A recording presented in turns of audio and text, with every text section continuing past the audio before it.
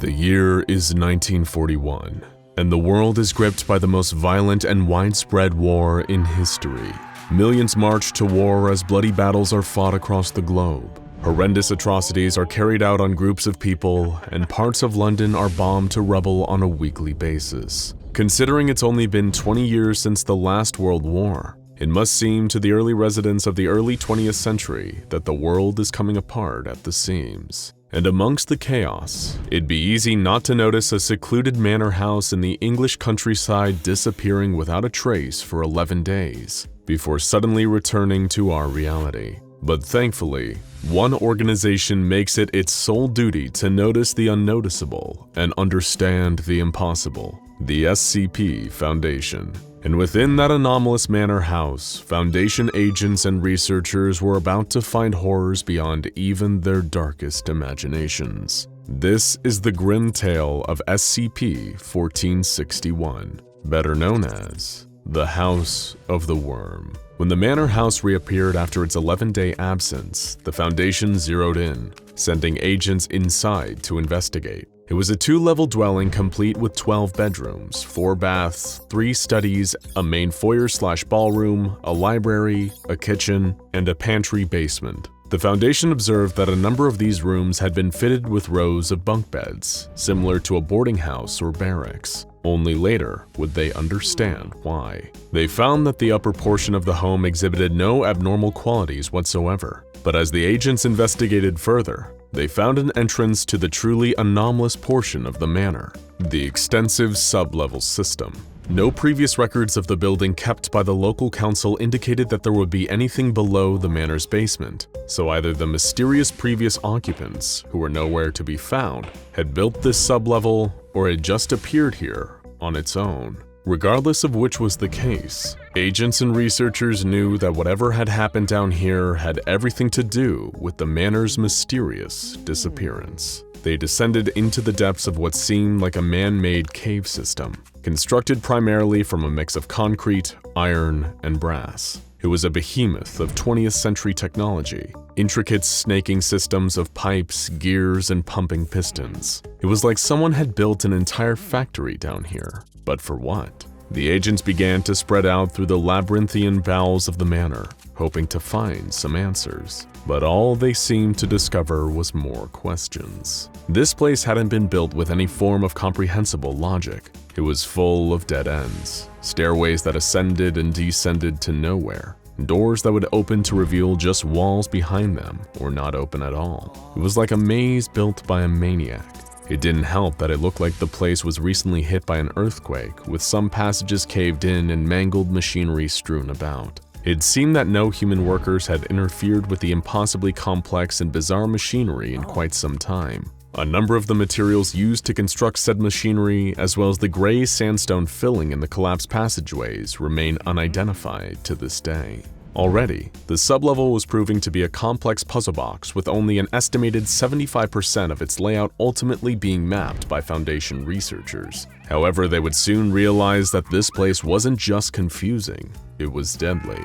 The only method of self-maintenance detected by the exploring agents were pipes that would fire a thick black lubricant onto the surrounding machinery. One of the Foundation agents had the misfortune of getting covered in it while exploring a darkened passageway, and 80% of his body was melted as a result. It appeared that the viscous black goo was incredibly corrosive to all organic matter. A number of the machines also emitted dangerously high quantities of gamma and X-ray radiation, making it difficult to explore many of the caverns without heavy hazmat protection. And worst of all, were the extremely hostile creatures living in the caves who would regularly attack Foundation personnel. These abominations came to be known as SCP-1461-1, vicious steampunk Frankenstein monsters, once human, but with large parts of their bodies replaced by crude mechanical implants, including metal teeth and claws. 1461-1s have displayed a taste for human flesh, and they have dragged multiple Foundation agents down into their lair to be converted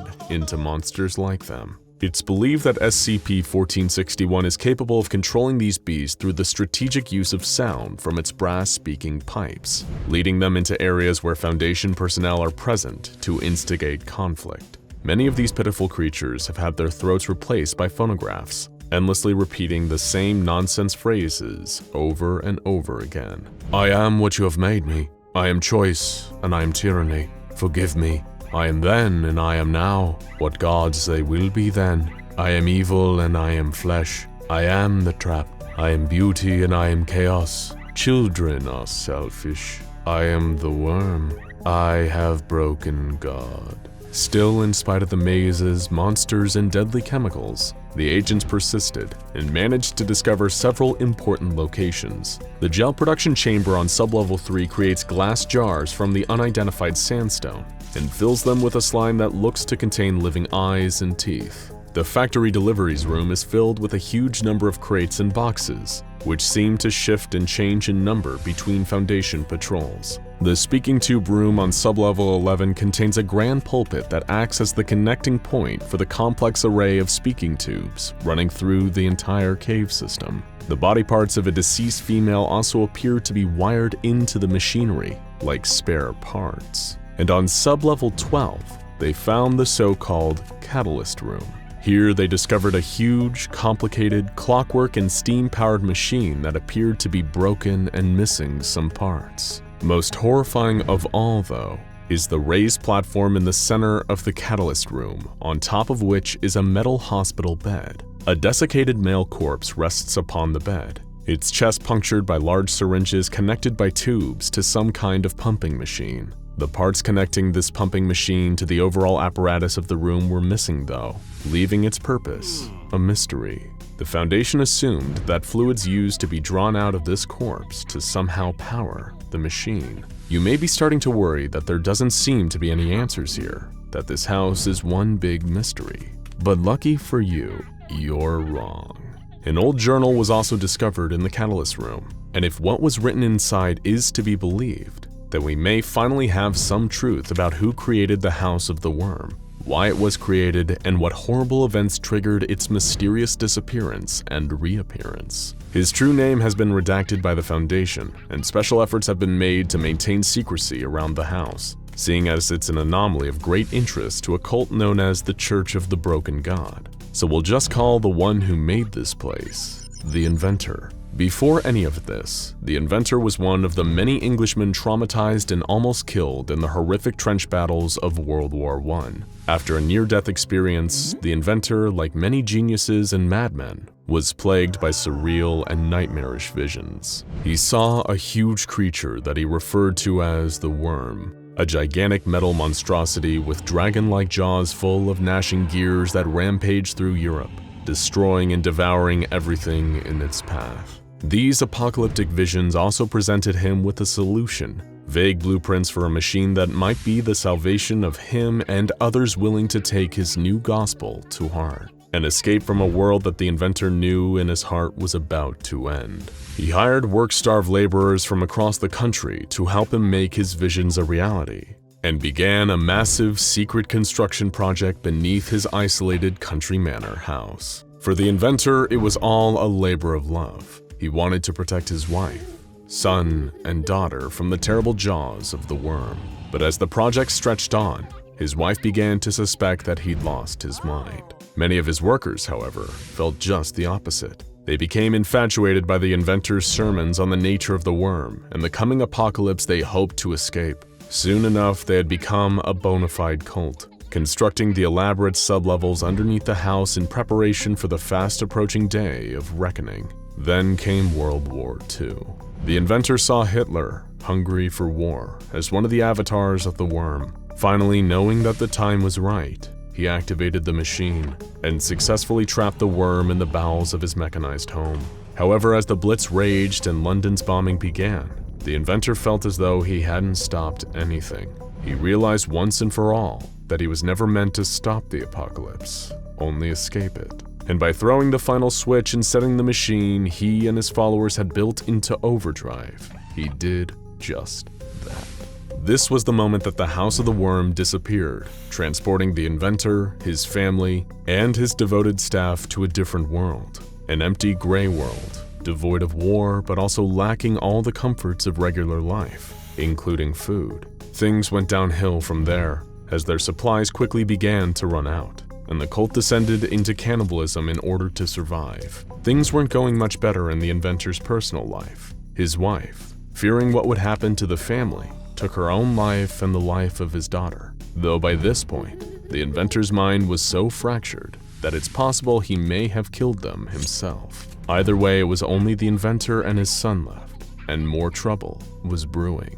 Eudora, one of the staff trapped in the building with the inventor and his cult, started a mutiny. She claimed the worm spoke to her from below, and that their only path to salvation was pleasing the worm. How would they please it?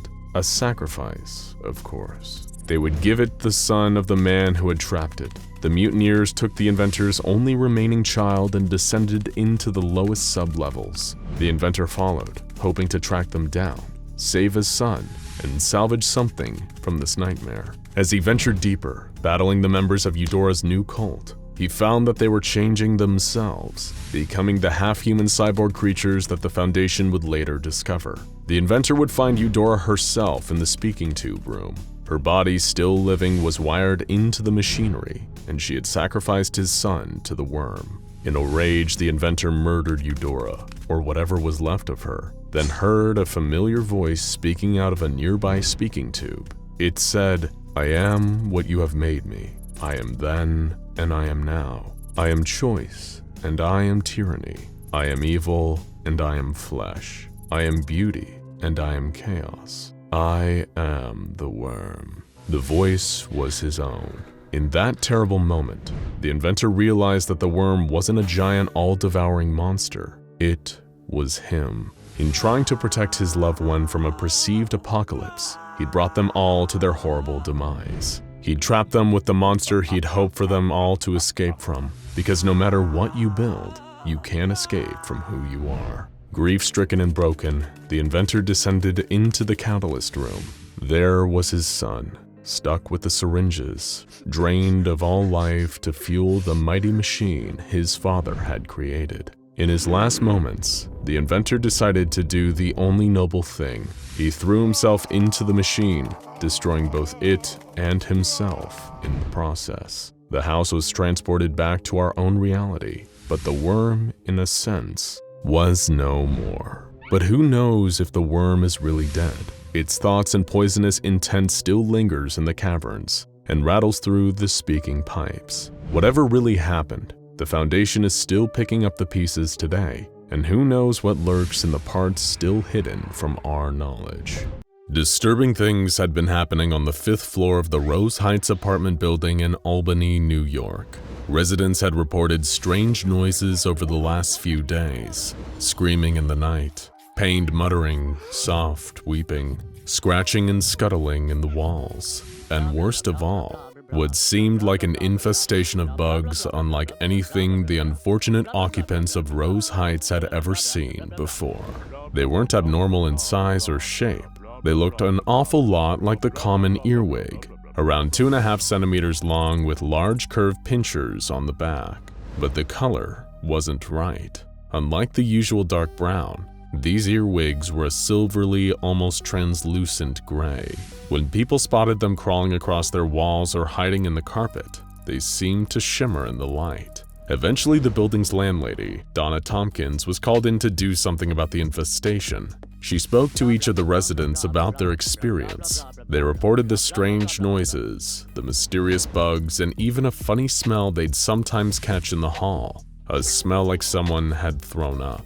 And every single person that Donna spoke to couldn't help but remark that the smell was particularly strong outside the apartment of a certain resident, Bill Parham. Stranger still was the fact that Bill hadn't been seen in days. Donna knocked on his door, but received no answer. She called him on his cell phone and could hear the phone ringing inside the apartment, but it just went to voicemail. When she checked the security footage of the lobby, she saw that Bill hadn't left the building in the last few days either.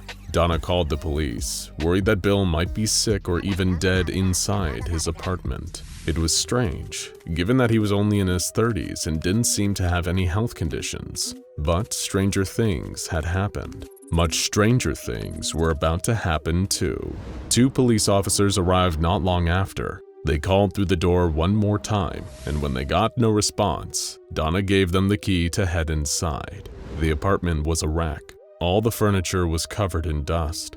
Filthy dishes were piled high in the sink and on the draining board. The smell of rot was thick in the air. There were empty boxes of painkillers, all the pills popped from their silvery foil laying on the ground. But worst of all were the bugs. The apartment was crawling with them, and they were on every surface. Those silvery gray earwigs. Neither of the officers liked bugs, and it seemed like the deeper they got into the apartment, the more bugs there were. Some even seemed to be crawling towards them, pointing their pinchers at them as though they were defending their territory. This looked to be a textbook case of what happens when a resident keels over and dies. But there was just one problem. Where was the body? Bill Parham had seemingly dropped off the face of the earth, and now a colony of mysterious bugs had started squatting in his apartment in his absence. Then came that smell again, that truly awful smell, like bile and blood. It was even stronger now, and it seemed like it was coming from a nearby closet. The two officers, acting on pure instinct, drew their weapons and approached the closet with caution. Even if they weren't consciously aware of it, they knew they were going to find something awful inside. Something evil. Something dangerous. When they threw open the closet door, they couldn't help but scream. They'd found the nest. It was a huge round hive, like the biggest beehive you've ever seen, melded into the lower corner of the closet. The unnatural earwigs were crawling into, out of, and around it. Thousands of them. Tens of thousands of them. And the second they registered the presence of the two officers, intruders into their nest, they began to swarm. In sheer panic, both raised their guns and opened fire into the closet, but it didn't do them any good. Their bullets just pierced and splintered the hive, causing even more enraged insects to spill out and begin crawling over the two cops. They fled from the apartment, screaming in pain from the gnashing pincers of the insects crawling all over their skin. They never did find the corpse of Bill Parham, but that's because Bill Parham wasn't dead, at least not until mere moments ago, when the bullets from the cops' gun had torn through his bones and perforated his organs. He died not long after, and if he could still speak close to the end, he would have thanked them both for the mercy, because the monstrosity that they'd just encountered in the closet wasn't just a nest of mysterious insects in Bill Parham's apartment. It was Bill himself. This is the fate worse than death in store for anyone supremely unlucky enough to fall victim to SCP-439, better known by the nickname for their unique nests, the Bone Hive. And while these nasty little critters may be small, they're filled with enough pure nightmare fuel to send you running into 682's containment chamber for a little comfort. Let's go through this whole nightmarish process and tell you exactly what happened to poor Bill Parham. First discovered by the SCP Foundation in mainland China, SCP-439 specimens largely get by on the fact that they're not much to look at. Unless you're an entomologist, when you see a strange insect, you probably just accept the fact that it's a perfectly normal breed you've just never encountered before. Nobody is hammering down the doors of their local news station to alert the press about the gray earwig they saw crawling out of a crack in their bathroom wall. But if Bill Parham had done just that, it would have saved his life. The Foundation would have immediately flagged the incident as an SCP-439 infestation and dispatched a mobile task force to deal with it. Instead, when Bill saw the earwig for the first time, he was getting ready for work and didn't have the time to stop and deal with it. He made a mental note to buy some bug killer on the way home, but quickly forgot. The insect didn't forget him, though. In fact, it thought he would be a perfect candidate for the SCP-439 process. The Foundation has tested extensively with the one SCP-439 sample they'd been able to successfully catch and contain. In all tests, they found that 439 specimens rejected hosts from any species other than humans. They're an extraordinarily specific parasite. It's also only one particular type of SCP-439 specimen that you actually need to worry about: the queens. Despite their superficial similarities, SCP-439 behave nothing like non-anomalous earwigs. Normal earwigs are not social creatures. They're solitary scavengers, and they don't keep nests as permanent habitats. The same can definitely not be said for SCP-439. They have complex social structures, much like that of bees, ants, and termites, with queens, scouts, workers, and warriors. If you happen to encounter a worker or a warrior, you may get a painful pinch from their pinchers if you get too close. But if you end up on the wrong side of one of the queens, then you have a much worse fate in store for you. And it just so happened that the SCP-439 specimen that appeared in Bill Parham's bathroom that morning was visiting royalty. This 439 queen had selected her target, and now it was time to move to the next part of the process: initial infiltration. When Bill returned home from work, he was delighted to find that the gray earwig was nowhere to be seen, but that didn't mean it was gone. It was still there lurking. It just didn't want to be seen. After all, the real fun would happen after Bill went to bed. Once SCP-439 detects that its potential host has fallen into a deep sleep, it will crawl onto the person's body and into their mouth, which is exactly what it did to Bill.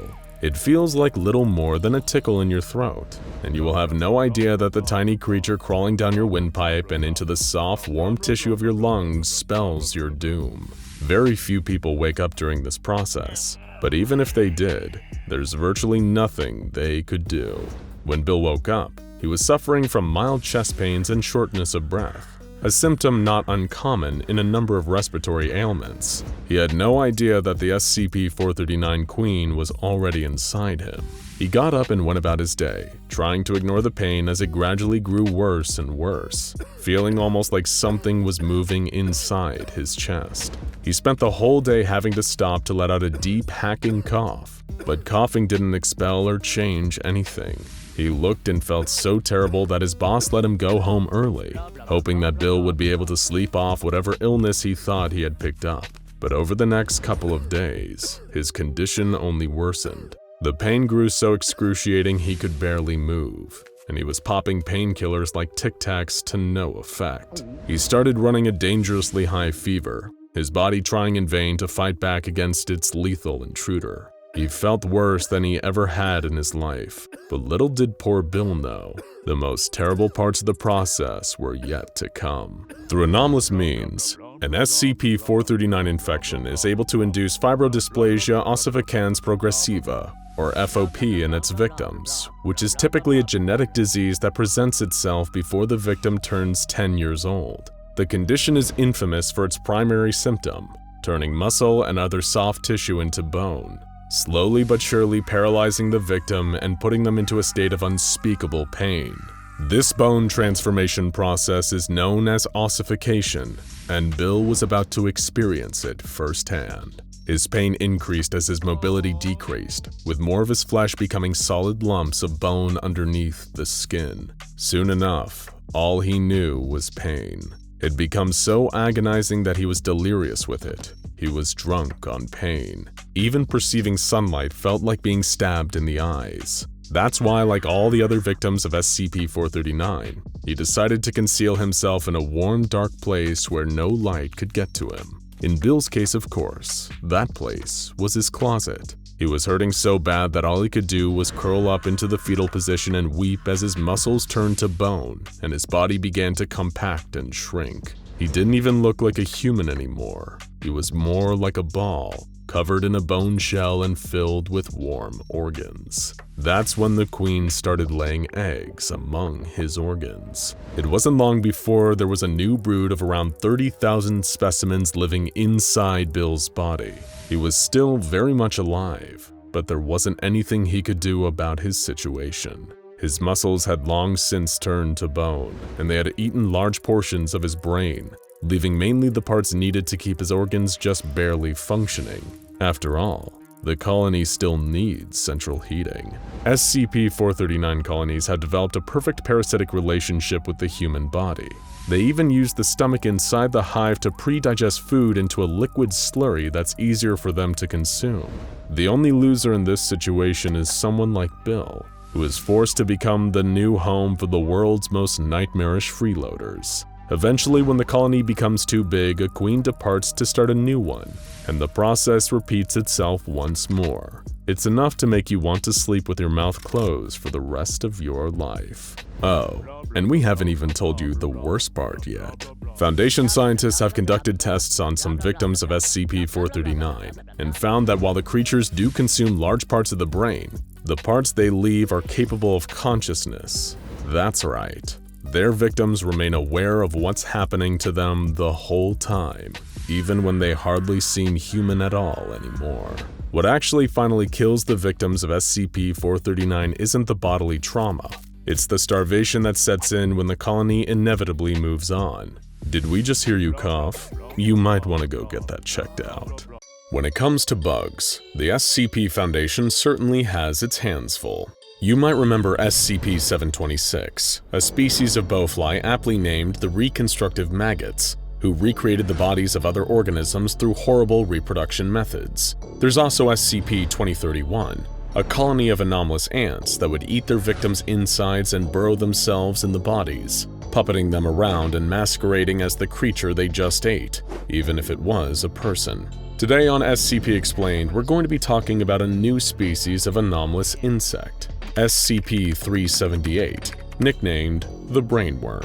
Well, it's an anomaly only new to us. For the Foundation, SCP-378's discovery and containment dates back to the days of the American Secure Containment Initiative. The American Secure Containment Initiative could be considered a predecessor to the SCP Foundation, active for the majority of the first half of the 20th century. While most of the stories go that the ASCI, alongside several other paranormal investigation organizations, eventually came together and formed the SCP Foundation in the early 50s, the reality is a lot murkier. As we all know, it's very hard to completely kill off an organization in the anomalous world. The secrecy and decentralization practically ensures that there's always going to be some stragglers left. And in the ASCI's case, that certainly seems to be the case. SCP-378's file indicates that by 1963, the ASCI was still around and kicking, though it was definitely living on borrowed time due to the rising prominence of the SCP Foundation.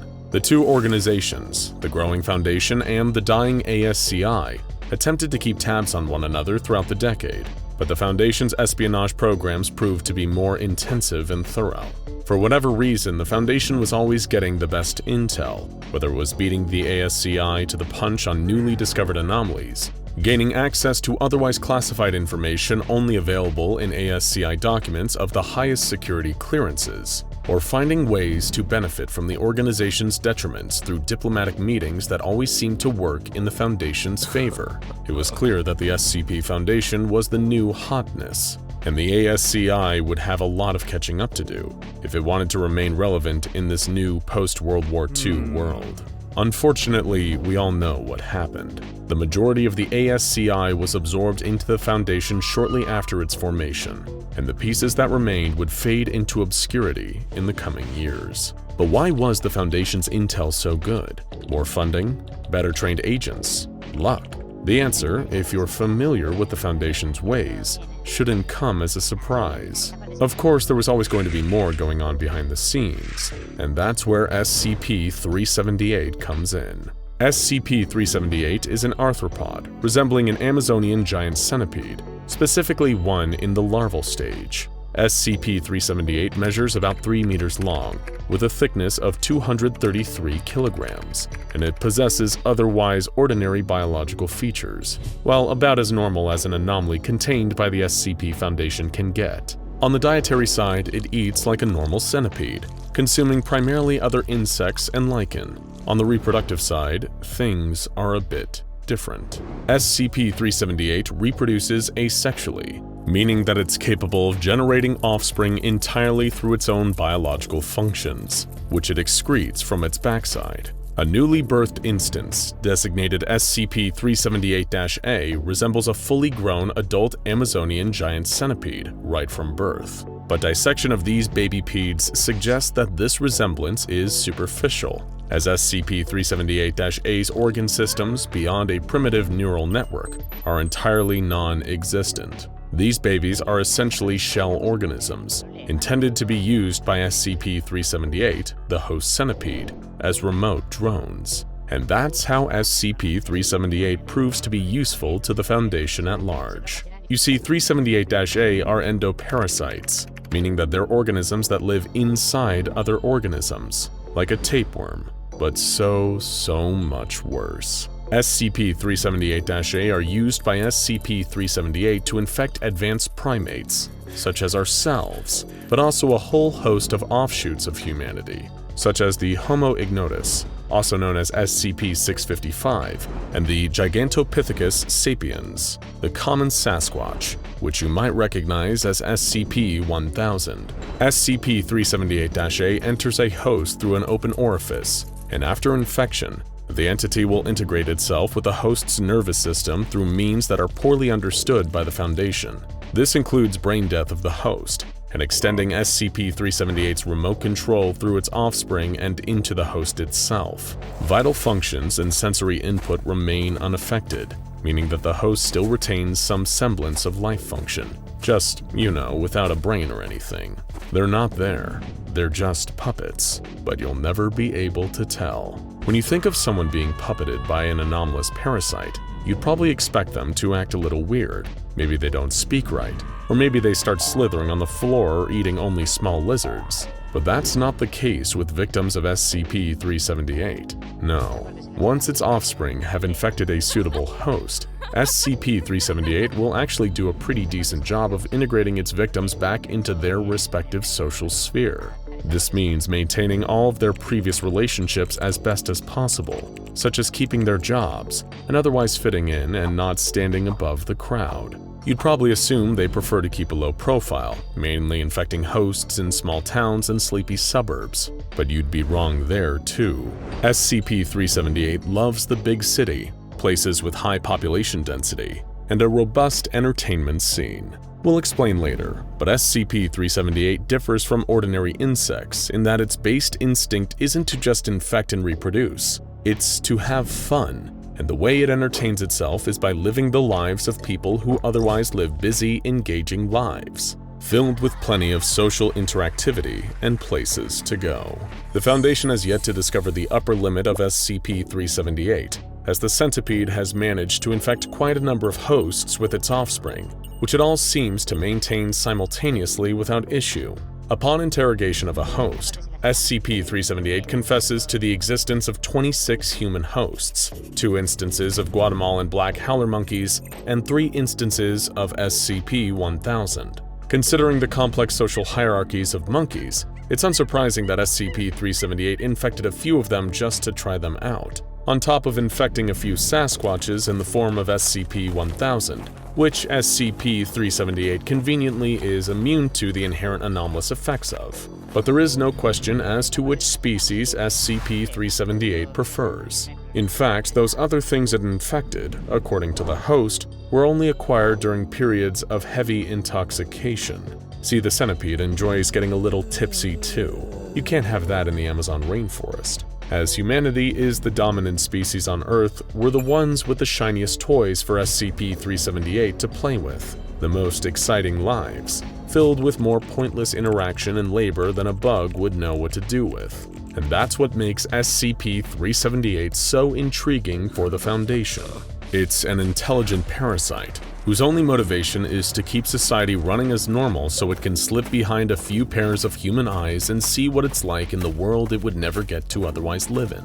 Some of you are already thinking it, but SCP-378 is the perfect anomaly for the Foundation to use against its foes and adversaries. And as we covered earlier, in the 1960s, the Foundation had a lot to prove, mainly against the American Secure Containment Initiative. The Foundation knew to classify SCP-378 as a Thaumiel class object. It was promptly contained in an underground terrarium filled with plenty of juicy lichen and ants for SCP-378 to feed on.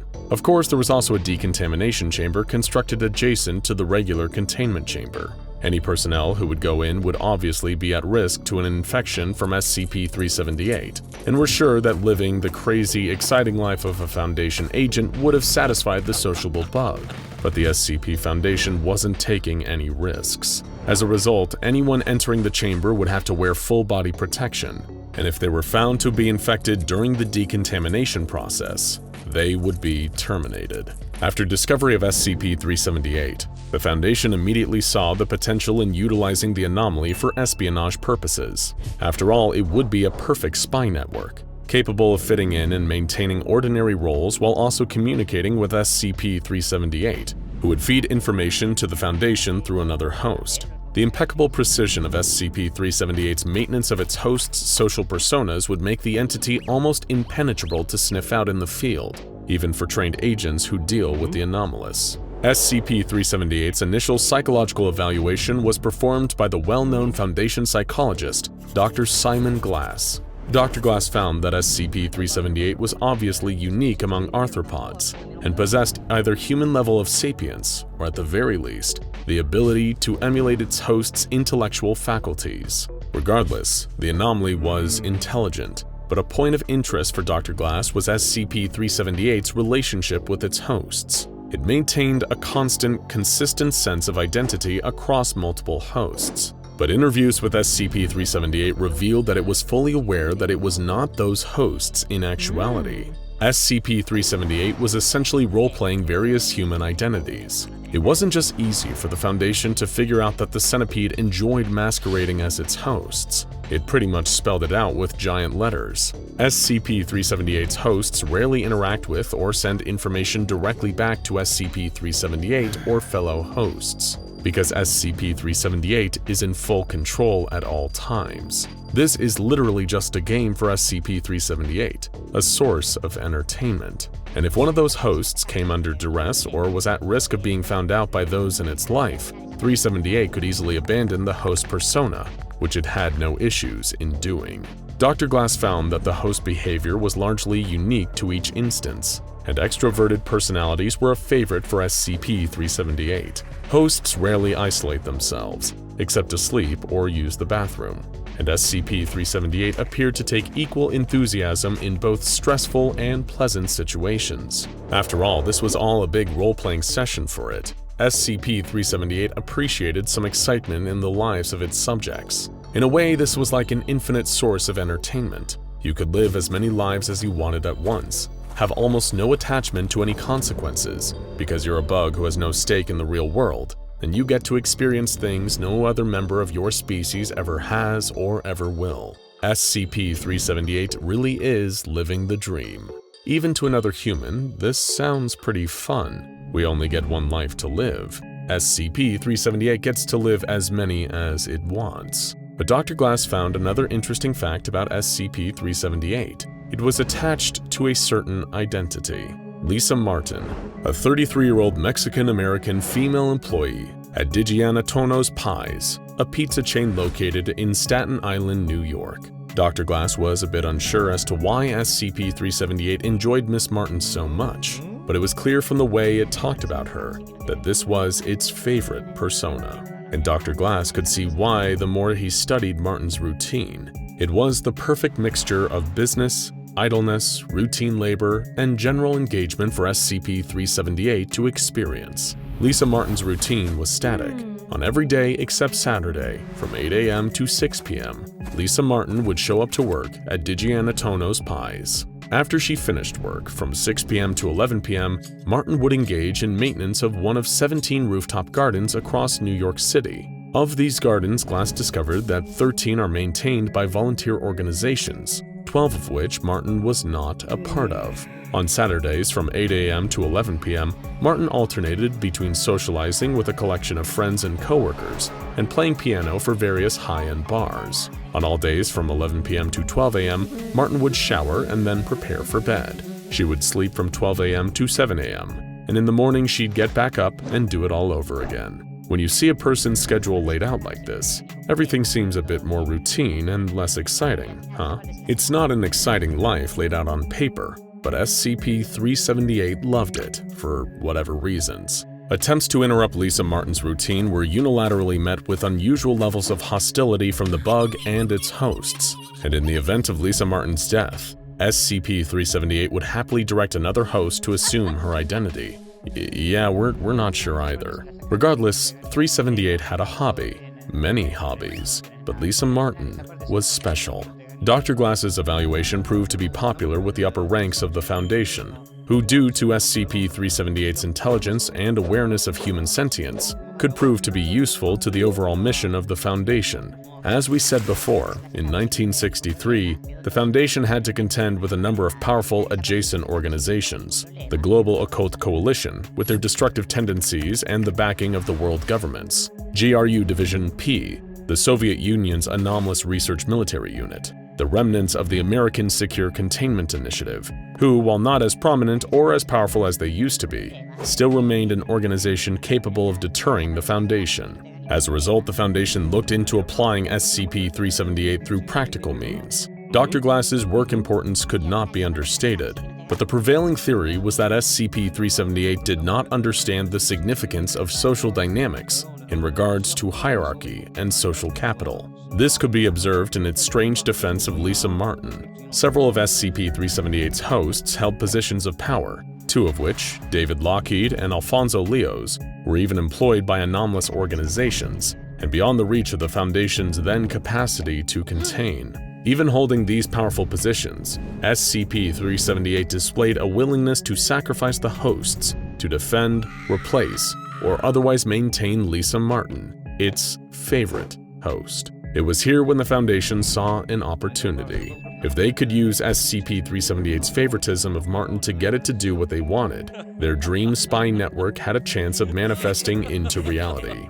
David Lockheed, one of SCP-378's hosts, was a low-level employee of the ASCI, but if the Foundation was able to persuade SCP-378, using Martin's safety as collateral, Lockheed could rise through the ranks of the organization into a position where the Foundation needed a puppet. Second, they realized that Martin herself could prove to be a useful asset. The Foundation was always looking for new ways to conduct reconnaissance, and pizza parlors were an ideal meeting spot and espionage center, if they could be kept from the public eye. Martin's place of employment would soon be converted from your average Staten Island pizza parlor to one of the Foundation's very own spicy crust pizza chains. See what they did there? Spicy crust pizza, SCP.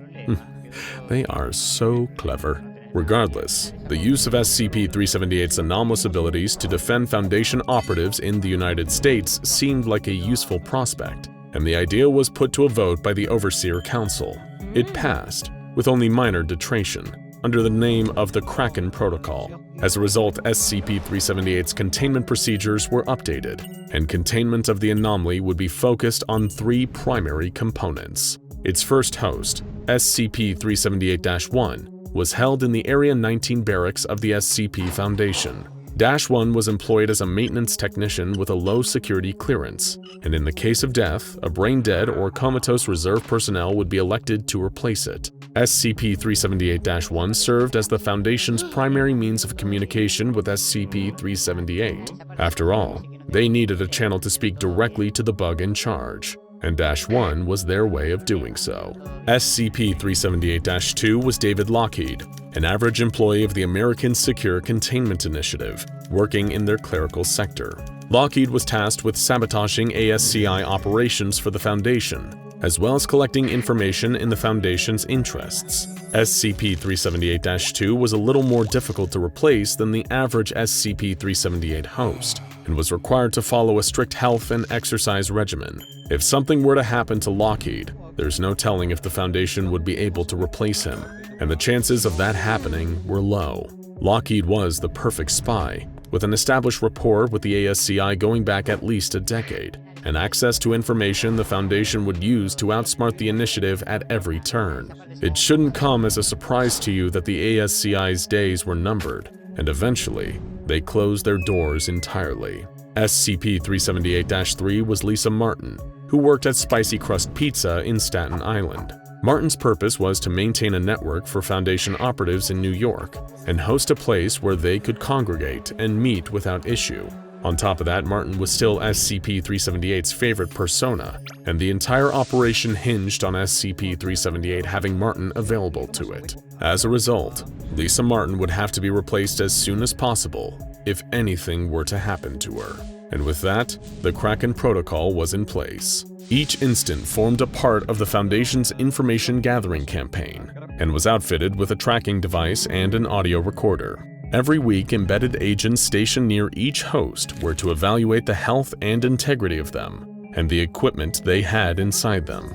If this initial rollout was a success, the Foundation would continue to use SCP-378-A in further infiltration of its enemies. But the Foundation would have to see how things played out first. Less than 2 years later, Lockheed had retrieved significant information for the Foundation, and the Kraken protocol proved to be a success. A new site, Site 56, located near prominent anomalous locations, was about to be constructed. SCP-378 seemed excited at the prospects of a change in scenery and more hosts to infiltrate, but there was also something the Foundation could never have expected. In an attempt to gain a new host for SCP-378 to control, the Foundation came across something disturbing. Their target was an agent of the FBI's Unusual Incident Unit. After drugging him and bringing him back to the Foundation in order to receive an SCP-378-A instance inside him, SCP-378 informed the Foundation that it couldn't establish a connection with the agent. The personnel were confused. The agent was still alive, and 378 never had any difficulty in connecting with hosts before. They did a number of tests on the agent and tried to figure out what went wrong. That's when the Foundation discovered that there was a different centipede inside the agent's head, where the SCP-378-A instance would typically be. It looked like the Foundation had a much bigger issue on their hand than they ever had realized. The year was 1861. Arthur du Plessis, one of the world's most renowned explorers and adventurers, hacked through the thick vines of the Amazon rainforest with a well-worn machete. He grunted and strained, his clothes heavy and skin slick with sweat. He took a deep swig from his canteen and paused briefly to breathe. This was the second week of his solo expedition into the lung of the world, and the process had been grueling. He'd fought off piranhas, electric eels, and invasive kangaroo fish while wading and kayaking down the Amazon River. He'd contended with tribesmen and poachers, and narrowly dodged his fair share of poisonous beasties that could take down prey 3 times their size. No sane man would brave this horror for its own sake, but Arthur has as good a reason as any. He was searching for his younger brother, Joseph du Plessis, who had disappeared a month earlier during a trek through the Amazon. Joseph had always admired his brother's wild adventures and sought to imitate him. It was for that very reason that Arthur had felt responsible for his brother's current predicament and made it his mission to rescue him. The Amazon is an ancient and cruel mistress. The arrogant and foolish have hoped to conquer or tame her for centuries, but countless men had disappeared in the pulsing heart of this green behemoth. Arthur may have been a world-class explorer in a different league to many of the others whose lives this green inferno has handedly taken, but there were creatures lurking deep in the Amazon that went beyond even Arthur's knowledge. The kind of beasts that would make the darkest and most twisted nightmares look comparatively inviting. Beasts like SCP-2031. If Joseph was able to send Arthur one more message before it all came to a horrible end, we could only imagine it'd be something like, "Don't come for me. It's already too late. But there's still time to save yourself, brother. Stay away, for God's sake, stay away. You have no idea what you're dealing with here. Forget about me. Go while there's still time." Sadly for Arthur du Plessis, that time was about to run out. He ventured further into the depths of the Amazon, where even light was scarce under the thick canopy above. A mighty green anaconda slithered through a nearby tributary, tongue flailing in search of prey. An Amazonian giant centipede, a centipede so large and vicious it preys on snakes and bats, skittered up a nearby tree on 46 needle-like legs. A big, meaty tarantula deftly navigated the branches above, while tree frogs with poison potent enough to put an entire army 6 feet under hopped through the rich undergrowth. Humans held no power here. Arthur fell to his knees and began to weep. His foolish ambitions had gotten his dear brother killed in this awful place, shot to death by poachers, strangled by anacondas, or eaten alive by vicious bull sharks in the Amazon River. There were so many horrible ways that Joseph could had died, and in the absence of ever finding a body, all of them would simultaneously be true. The du Plessis family would never know peace. There would be a void, an emptiness in all of their hearts forever. But just when Arthur was about to give up hope, something miraculous happened. he saw a human figure stumbling around faintly in the distance. Arthur drew his trusty pistol, assuming it could be a poacher or a hostile tribesman, but something was different. The figure had its back to Arthur, but he recognized its shirt, a distinctive shade of light blue, just like the shirt that Arthur had bought for Joseph on his previous birthday. Could it be? Was it really him? Arthur holstered his weapon and jumped to his feet. He couldn't let this figure get away, even if there was only the tiniest chance it could actually be his brother and not some kind of forest mirage. Arthur ran towards the figure with the last of his energy reserves, panting and wheezing. He called his brother's name again and again, but the figure didn't respond. It just stumbled along, as though drunk. But the closer Arthur got, the more certain he was that this was indeed his brother. The height, the hair, the clothes, the build. It was Joseph Duplessis, but why wasn't he responding? Why wouldn't he turn around? As Arthur finally reached the figure, he ground to a halt. The most profound sense of dread fell over him like a sudden monsoon. Something unnatural, something truly terrible was about to happen, but he didn't know what. And moreover, it was too late to stop now. Feeling anxiety prickling up his legs and back, Arthur reached forward to grab his brother by the shoulder, the word Joseph trembling on his lips. When Arthur's hand touched Joseph's shoulder, he felt a fear greater than anything he'd experienced before. Something was moving beneath the skin of Joseph's shoulder, something writhing and alive. A million tiny creatures all working together in his brother's flesh. Before he could even draw his hand away, his brother turned. Or rather, the creatures that were wearing his brother's body turned around. Arthur couldn't help but scream at the horrible sight before him. His brother's face looked loose and rotten, aging skin hanging off a rotting skull. His jaw hung loose, no tongue inside, no eyes either. Just millions of ants swarming in and out of Joseph Duplessis's vacant, dead face. The ants were huge and spiny, with long curved mandibles. Ection bruxelli, a particularly hardy species of New World army ant. Arthur stepped back, babbling in terror at what had become of his brother. The Joseph suit stepped forward towards him, and almost instinctively, Arthur pushed him with both hands, feeling the nightmarish activity swarming beneath the loose cover of Joseph's bony chest. The Joseph suits tumbled backward, tripping over a rock and burst. There were no organs left inside his brother now. They'd been eaten long ago. It was just a thin tarpaulin of gray skin over dry bones, and of course, millions upon millions of ants, now making a beeline for Arthur with the frightening military precision any naturalist could expect from Ecton bruxelli. But while army ants could be a formidable and frightening foe in their own right, nobody had seen any ants like this before. Well, nobody who'd lived to tell the tale, at least. Arthur turned to flee, but sadly it was already too late for him. What he thought were mere prickles of anxiety were actually an invasion force of Ecton bruxelli soldiers, which had positioned themselves over key nerves and ligaments on his skin and spine. As Arthur tried to run away, the ants began to bite into him, cutting through skin, rending bone and munching into the chewy neurons underneath. Arthur felt intense flashes of pain all over his body before collapsing to the ground paralyzed. That's when the true horrors began. If there was one consolation for Arthur in this last terrible hours of his life, he would at least know firsthand exactly how his brother died. He couldn't move, but he could feel everything. The creatures chewed through the flesh of his extremities, cutting holes in his skin and creating openings for swarms of their insect brethren to enter through. Arthur felt like he was on fire as the swarm entered his body, but was unable to do anything about it.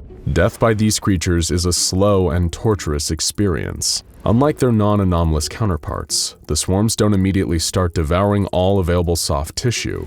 SCP-2031 wants to keep their prey alive while they renovate their new home. Arthur finally died 2 days later, from dehydration. It was at this point that the creatures finally began eating his organs and eventually distributing their colony throughout his body. The ants even produce an enzyme that slows the decaying process for their deceased hosts. That's why Joseph Duplessis didn't look a whole lot worse by the time Arthur found him, even though he'd already suffered a month of post-mortem infestation. Not long after Arthur's death, the Arthur suit got up and walked away. The world would never know how or why Arthur Duplessis and his brother disappeared in the dark heart of the Amazon jungle. But perhaps for the sake of all those who loved them, ignorance is actually kinder than the truth. It would be almost a century before the Foundation finally discovered these creatures on a nearby farm, designated them SCP-2031, and began containment and testing. They soon became aware of what Arthur, Joseph, and many others had learned the hard way. While they may be relatively ineffectual individually, together these insects were a real force to be reckoned with. Very few non-anomalous animals had any chance of escaping them once they'd set their sights on a target and began assuming their attack positions. In one observed instance, SCP-2031 soldiers were able to take down a 1,000-kilogram Angus bull in 5 minutes, most of which was just spent getting their soldiers into their proper positions over the spine and leg ligaments. The Foundation just got extremely lucky that these vicious insect predators happened to be isolated to some pretty specific areas in South America, thanks to the climate requirements of their habitats. In fact, pretty much all of the specimens the Foundation found were all in one place. The creatures had developed a particularly frightening form of ant farm known as SCP-2031-A, an isolated containment zone on a stretch of farmland where the ants could find hosts in the form of live people and animals, keeping them relatively isolated.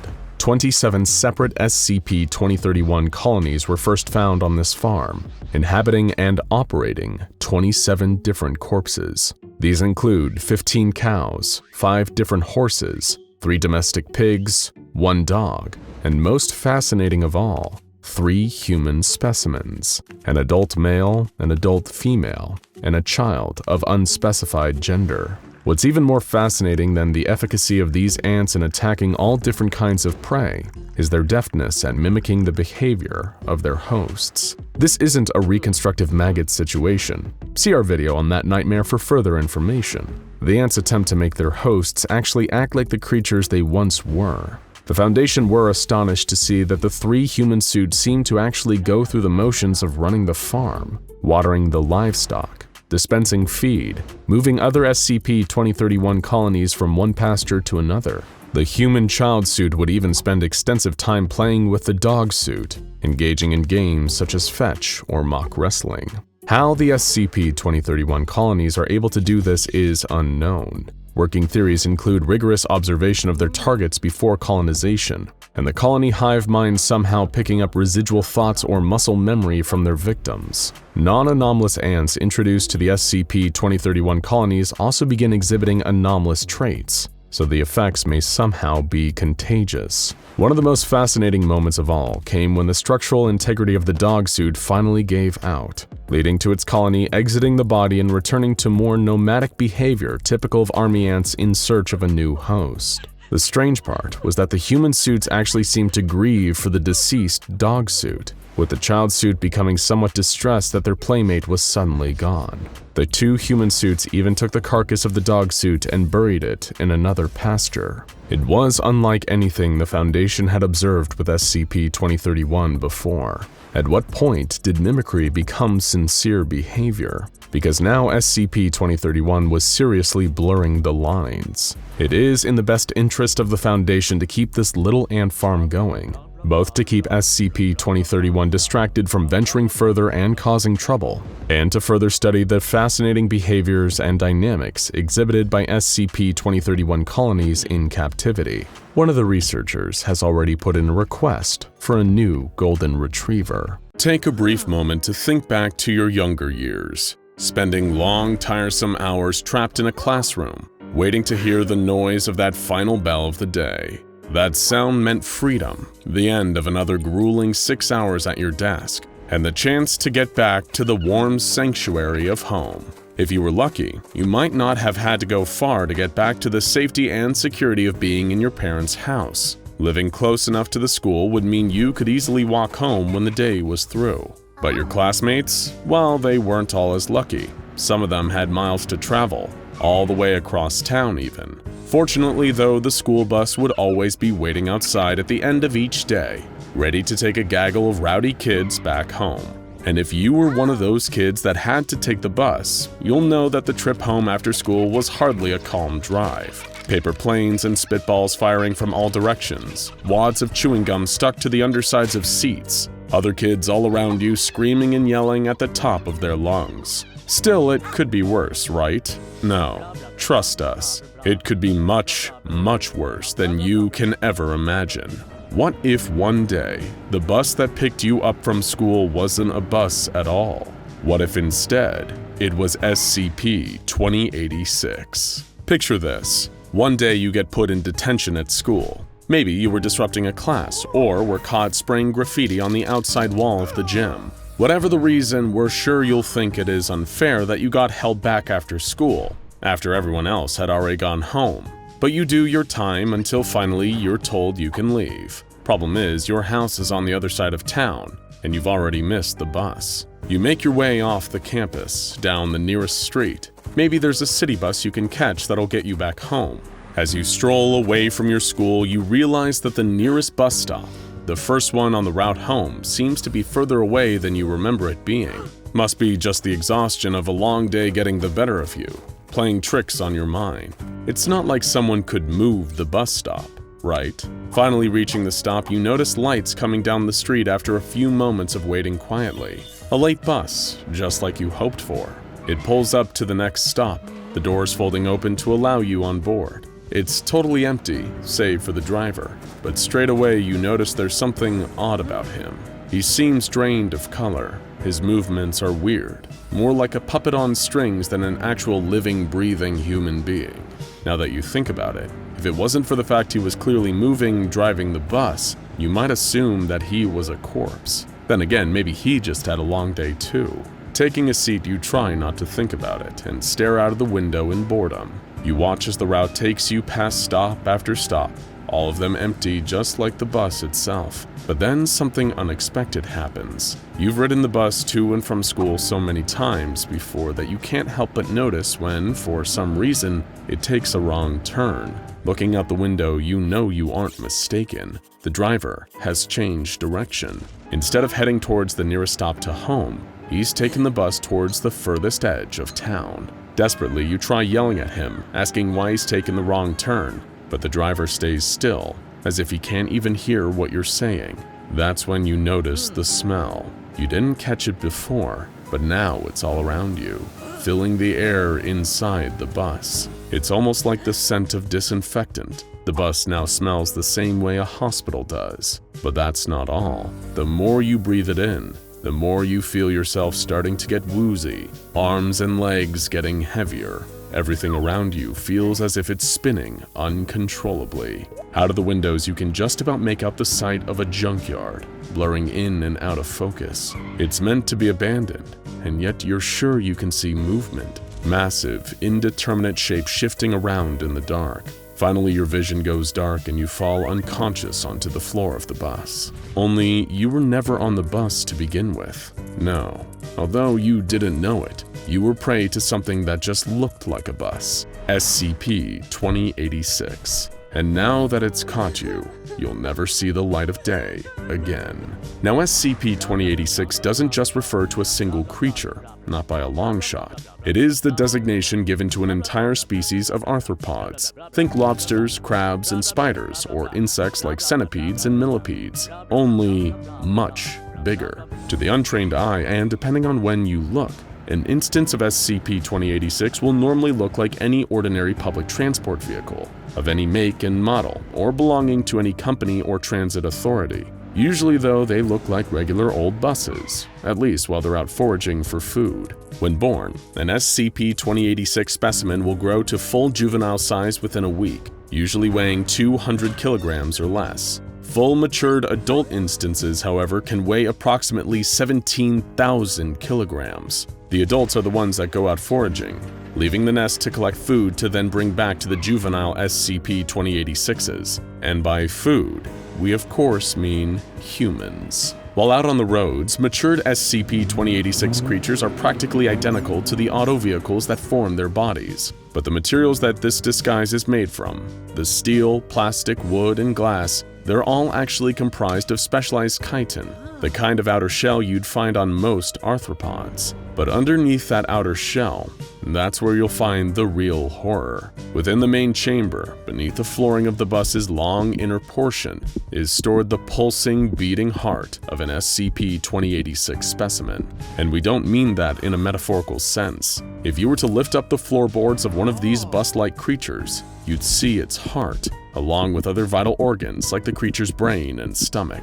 What's more, the figure in the front seat that you thought was a living, breathing bus driver actually isn't living or breathing, not anymore. Preserved in a shell-like substance that the creature is able to produce, the driver is actually a human corpse, acting as a decoy for SCP-2086s. From within the bus body, fibrous appendages reach up into the corpse, almost like incredibly thin hairs. The creature can then use the cadaver essentially as a puppet with a dead person's body. That's how an SCP-2086 is able to move its driver around, making it appear more lifelike so it can lure its prey aboard. Think of it like the bioluminescent light that an anglerfish uses to tempt unsuspecting fish into their jaws. Same principle, but with a dramatically different result when it comes to SCP-2086. But if you thought bus creatures with internal organs under the floor and dead meat puppets in the driver's seat weren't creepy enough, there's still much more to SCP-2086s than meets the eye. For example, when they aren't out foraging, the adult creatures can unravel the roof of their bus-shaped outer shell. Underneath is a pair of wings, large enough and strong enough to carry their entire 7,000 kilos of weight off the ground and up into the air. As for eyes, the headlights at the front are, in actual fact, bioluminescent optical organs, allowing the creatures to see their prey even in the dark. Still not horrifying enough? Well, would knowing about their legs help?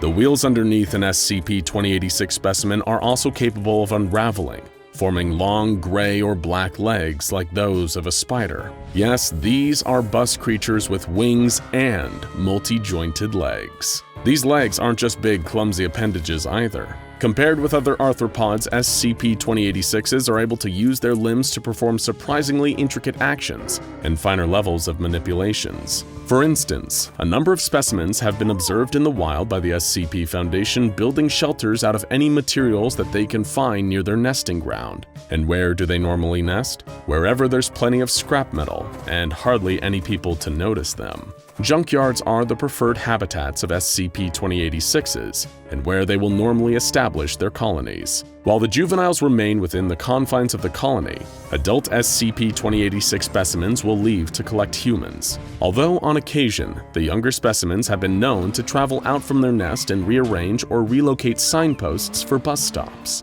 They then place them in a route that leads them back towards their nesting ground. It's something worth remembering if your nearest bus stop ever seems to be a little further away from the school than usual. Afterward, the older specimens will travel along the route laid out by the juvenile SCP-2086s, picking up any human passengers that they find waiting at the relocated bus stops. They have to choose their moments wisely, with people boarding and disembarking from the bus usually every few stops. Once an SCP-2086 has as many humans on board as it can carry, with the certainty it won't lose any at the upcoming stop, it secretes a substance similar to chloroform. This fills the inner chamber of the bus, causing that noxious smell, like hospital disinfectant. The chloroform-like substance incapacitates all the passengers on board, rendering them unconscious and readying them to be taken back to the local SCP-2086 colony. Once the adult SCP-2086 has arrived at the junkyard, the juveniles will descend on it. Given their much smaller size, they will climb inside the mature specimen and forcibly remove each and every human passenger it is carrying within. Then comes the truly nasty part: feeding time.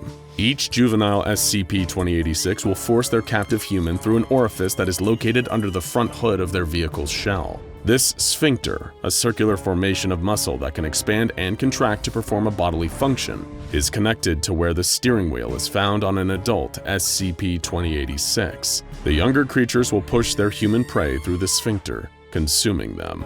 Once this has occurred, those hairy appendages in the driver's seat will then latch onto the body of the now dead human, piercing through their skin, winding up and around their bones. These are the same fibrous hairs used to puppet the deceased corpse and use it to lure others aboard the bus. But these appendages have another function. Their feeding tubes. They will drain every last drop of blood from the SCP-2086's prey until the body is little more than a husk, at which point the tubes inject a saline solution directly into the cadaver. Afterwards, the inside of the bus fills with that same substance that preserves the corpse, and the process is complete. As horrifying as these creatures are, one of the few upsides of SCP-2086s is that they don't live very long. Female specimens will reproduce after 8 days and produce 20 offspring after this point. Each of these newborns reaches full maturity and size in about a week. On average, SCP-2086s live for 12 to 15 days. Another net positive is, because of their short lifespans, an SCP-2086 specimen doesn't need to feed on a human more than once, as the nutrients it absorbs as a juvenile are enough to sustain it through adulthood. Once it has matured, an SCP-2086 will go out into the nearest city or town to forage for humans, providing food to the next generation. And so the cycle continues. In the future, rather than taking the bus, maybe it's safer to walk. It might mean the difference between you making it home or becoming food. Now and again, you might stumble across an entry in the SCP Foundation archive that is far more than meets the eye. As you are probably already aware, sometimes the Foundation's numerical SCP designations can be referencing an entity, a creature, an object, a location, or even a combination of linked anomalies all sharing a version of the same number. Such is partially the case with SCP-4812. In this instance, the designation number 4812 doesn't refer to one singular item or entity.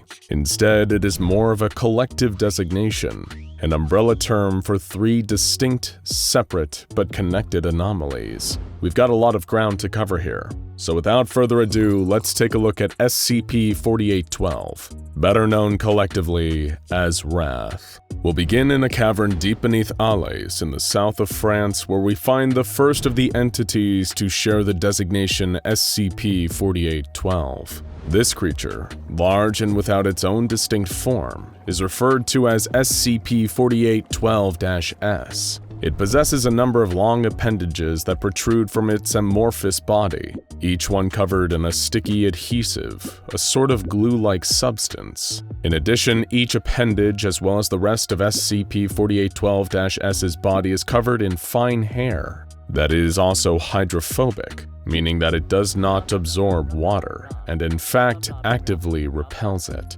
These tendrils extend deep into the walls of the cavern surrounding the creature. SCP-4812-S also has an inherent latent ability to affect anyone that visually perceives it. In other words, look upon this creature at your own peril. And we don't mean that looking at it will drive you mad. The fact is that nobody has been able to look directly at this creature without suffering a horrific, grisly death. Upon taking even the quickest glimpse of SCP-4812-S, the person observing will suffer the same effect they would if their eyes, brain, and entire nervous system had been dipped in caustic acid. Yes, this creature instantly melts down on a molecular level anyone who is brave enough or foolish enough to directly look at it. That means a pain unlike any you could imagine. Bleeding through the skin and all orifices, paralysis, asphyxiation, and then death in that order. Humans cannot directly interact with the creature unless it is submerged in total darkness, where they cannot perceive it visually.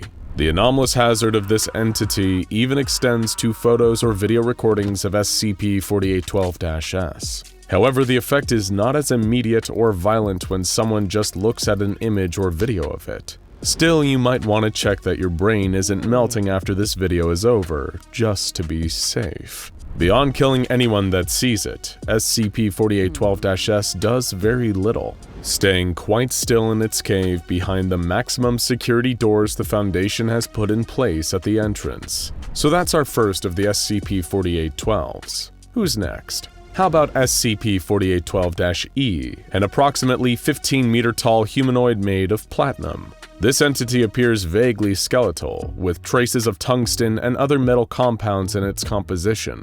SCP-4812-E remains at a constant body temperature of 0.0000000031 Kelvin, or almost -460 degrees Fahrenheit. However, this entity can also absorb the heat around it without changing its own temperature, reducing a cell at room temperature to absolute zero in around 16 seconds flat. And it's because of this that SCP-4812-E is often surrounded by a layer of frozen air and water. Much like the other creature it shares a designation with, close interactions with SCP-4812-E are often deadly. Stand too close and the air around you would drop in temperature rapidly. The water within your body would freeze, and in seconds, you would die. Even with the use of a specially insulated suit, you would be lucky to gain a few short moments of added protection.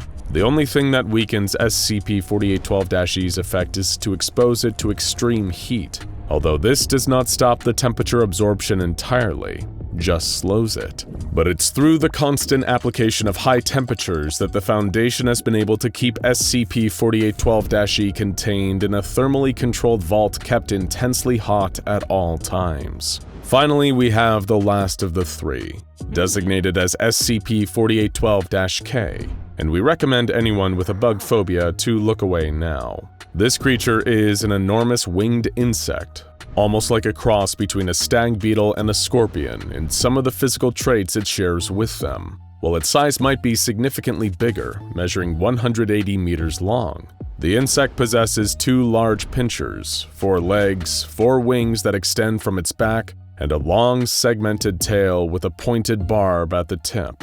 Yes, this creepy crawly would need a lot more than just a can of Raid to get rid of it. But perhaps most strangely of all is SCP-4812-K's face. Not the typical insect eyes and mouth you would expect, but the face of a human male. Much like its cavern-dwelling counterpart, SCP-4812-K tends to not do all that much when left alone. It can usually be found flying through the upper stratosphere, only really moving when it flaps its wings. You might have a hard time trying to spot it though, as its body is coated in reflected chitin. In other words, the bug's exoskeleton refracts light away from it and makes it almost invisible. While the SCP Foundation has made attempts to secure and contain this gigantic flying insect after they learned of its existence, the creature's sheer size and strength have destroyed any fighter jets or drones they have sent after it. It seems impervious to damage from conventional weapons, with anything fired at it being almost perfectly reflected and directed back towards the shooter. All the Foundation can really do is hope that nobody else spots it and keeps a close eye on SCP-4812-K through regular surveillance. Above all though, one procedure remains consistent and all of the utmost importance with every aspect of SCP-4812. Never, under any circumstances, can any of them be allowed to interact with the other two. So what could possibly connect these 3 creatures? An amorphous entity that kills anyone who looks at it. A giant humanoid male made of platinum that alters temperature without absorbing heat. And a winged insect that is almost perfect at reflecting anything around it. They all seem to be pretty disconnected. Yet their common thread must be pretty significant for all 3 to share the title of SCP-4812. Indeed, if they had no relation to each other, they could each have their own unique number. And what is the mysterious 4th redacted entity that is also referred to as SCP-4812? The answers to this multitude of questions aren't exactly straightforward. Still, there does exist a series of anomalous documents and items that the Foundation has recovered that feature some of the necessary information. Recovered from Marcus de Wees, a Dutch collector of anomalous artifacts. These items are referred to as the Connington set, named after Winston J. Connington, an English archaeologist and occultist whose research led the Foundation to the discovery of a number of SCPs. Among the various artifacts of the Connington set is a journal kept by Connington himself, featuring depictions of the different SCP-4812 creatures and notes recording his findings. The set also features 3 hefty tomes written in German over the course of many years that contain multiple archaic coordinates. In one, an edition in Italian by another author seems to shed a little light on SCP-4812. The translation of this section tells of an ancient kingdom, respected above all others, known either as the House of Apollyon or the Sky Kings of Old Europe. The first ruler of this kingdom was allegedly a descendant of the King of Crimson Skies, or Asem, the first man. These Sky Kings ruled over what is now modern-day Europe for 100 generations, conquering all who opposed them. Among their adversaries were those faithful to the Iron God, presumably the Mechanites. the ancient machine-worshipping religion that preceded the Church of the Broken God. Eventually, however, complacency reared its ugly head, and Sky King Cyrus VIII von Apollyon looked beyond the realms of men, hoping to find new land to conquer. Cyrus VIII assembled his forces, the largest army ever seen, and set his sights on the lands of the fair folk, more commonly known as fairies nowadays. These fair folk were already engaged in conflict with their southern neighbors, the Children of the Moon, and were drastically underprepared for Cyrus's approaching forces. Within 2 weeks, the fairies were scattered, driven from their lands. There was, however, a sole survivor, a Fey princess, who was captured and faced the grim fate of being taken as a trophy. But the princess had other plans. While being taken back to the Sky King's domain, she cast a curse upon the House of Apollyon, and Cyrus VIII in particular. A horrific storm swept the returning ships as the Fey princess prayed to an ancient, nameless god for vengeance against her people's conquerors. According to legend, the chains that had her shackled to Cyrus's ship caught fire, and the blaze spread until it had burned the Sky King's ship to ash. It has even been said that the same chains then wrapped around Cyrus himself, dragging him down into the ocean's depths. Then, to defend against any further dark magic from the remaining fair folk, Cyrus IX appointed 4 kings to defend his kingdom. By now you might still be wondering what any of this has to do with SCP-4812, but don't worry, we're getting there, we promise. So as the story continues, the remaining ships were still able to bring the Fey princess back, and she was brought before Cyrus's heir, Cyrus IX von Apollyon, who imprisoned her for what she had done. The princess was sent into a sealed dungeon deep beneath the oceans. This prison is heavily implied to be the first of the SCP-4812 entities, better known to us as SCP-4812-S. However, the explanations of the heat-sink platinum humanoid and the reflective flying insect are a little harder to decipher from Winston J. Connington's journal. While most of Connington's notes are written in a cipher, a few sections have been translated. According to him, from her prison deep below the earth, the voice of the fairy princess was able to communicate with the souls of the 4 knights protecting Cyrus IX's kingdom. As a result, the Sky King was forced to banish them, and this brought forth what Connington referred to as the Great Profanities. Without the knights' defense, some force known as the Vinivinex, the first profanity was able to cast its cold hand over Cyrus's only daughter, killing her. A creature whose presence can drain the heat from a person? Sounds an awful lot like SCP-4812-E, huh? In retaliation for his daughter's death, Cyrus drew up an ancient spear called the Godless Lance and struck the being down, casting it into the Earth's molten core and subduing SCP-4812-E with the intense heat below. Another section describes the King of Many Faces, Lamenolant, the creature we know as SCP-4812-K. Connington's findings describe this entity's slaughter of the Deva, a neighboring kingdom. The enormous insect appeared from the space beyond spaces and would deflect perfectly any attack made against it, before taking the faces of the Deva and returning to the skies. But there was one final profanity, known only as the Profane Dark. The legend continues with this profanity, a dark black smear rising from the graves of the fair folk. It soaked through the earth and burst from below, claiming the Sky King and dragging him into the endless void. As it pulled him away, Cyrus cursed the Profane Dark, calling it Yash, the last great foe of man. Watching his kingdom fall without the protection of his 4 knights, all the Sky King could utter was one repeated word: wrath.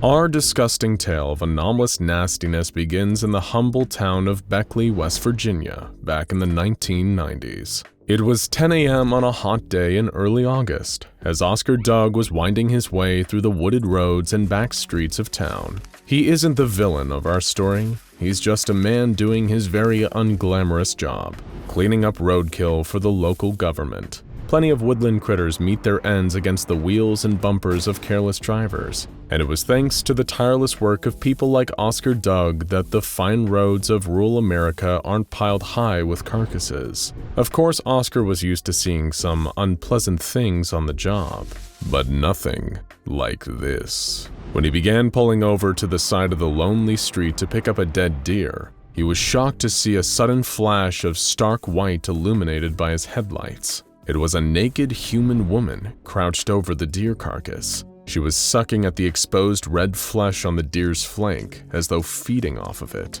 Flies circled around her in the hot summer air. The smell emerging from the deer carcass was unspeakable, but the woman didn't even seem to care. She just fed away with a crazed look in her eye. And even more disturbing was the fact that he recognized her. It was Mrs. Faber, a local eccentric who lived with her husband on a farm just outside of town. Or at least, she had. You see, Oscar Doug had never met Mrs. Faber in person before. He only recognized her from the missing person flyers posted around town. He pulled out his cell phone to call the authorities, when suddenly Mrs. Faber was startled by something and fled into the woods. This would be the first of many encounters reported by townsfolk concerning Mrs. Faber, or more specifically, the anomalous species that was once Mrs. Faber and is now designated SCP-2086. Mrs. Faber practically became a local cryptid, similar to that of Sasquatch or the Loch Ness Monster, with sightings of her in the woods and around town frequently being reported by the locals. Of course, Mr. Faber was beside himself about the whole situation. What was happening to his beloved wife? People assumed a psychotic break or some kind of sudden onset of acute dementia. She had to be apprehended and brought in for her own good before she caused harm to herself or others.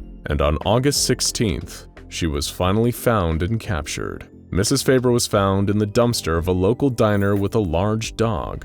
After being subdued, she was sent to a nearby hospital. Her condition had seemingly advanced to the point where she was no longer even capable of speech. However, if it had ended there, the SCP Foundation wouldn't have been called in. It would have just been a sad local story of a woman who became very unwell. But that was only the beginning to the true strangeness behind SCP-726. Random livestock, like cows and pigs, were found across the town, behaving incredibly bizarre, exhibiting actions and traits uncommon of their respective species. And the most shocking of all was that the sightings of Mrs. Faber around town still didn't stop, despite her being actively held by a local hospital. Naturally, that's when the SCP Foundation decided to take control of the situation. They dispatched field agents to properly investigate and figure out what was going on in Beckley, West Virginia.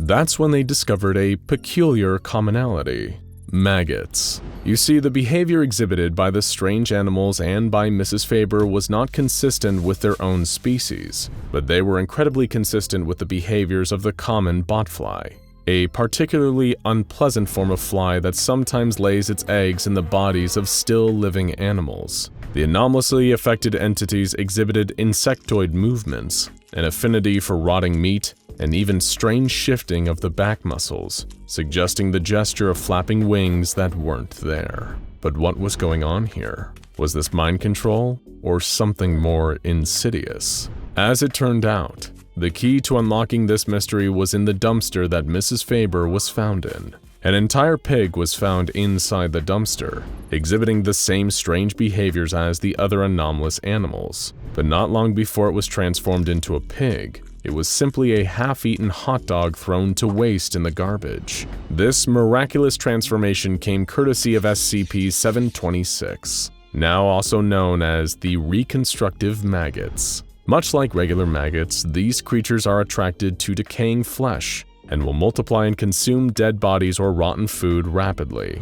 However, the truly strange thing is what happens afterward. The maggots will expel purified waste matter, which then reconstitutes back into a kind of living, exact clone of the entity it once was. Well, exact in a physical sense. In a psychological sense, these clones are exactly like a mature botfly. The maggots that reconstitute these bodies die off almost immediately, but whenever two of these clones mate, with reproductive behavior often being inspired by the presence of carcasses or spoilt meat, they produce more eggs, which in turn release SCP-726 maggots and begin the cycle all over again.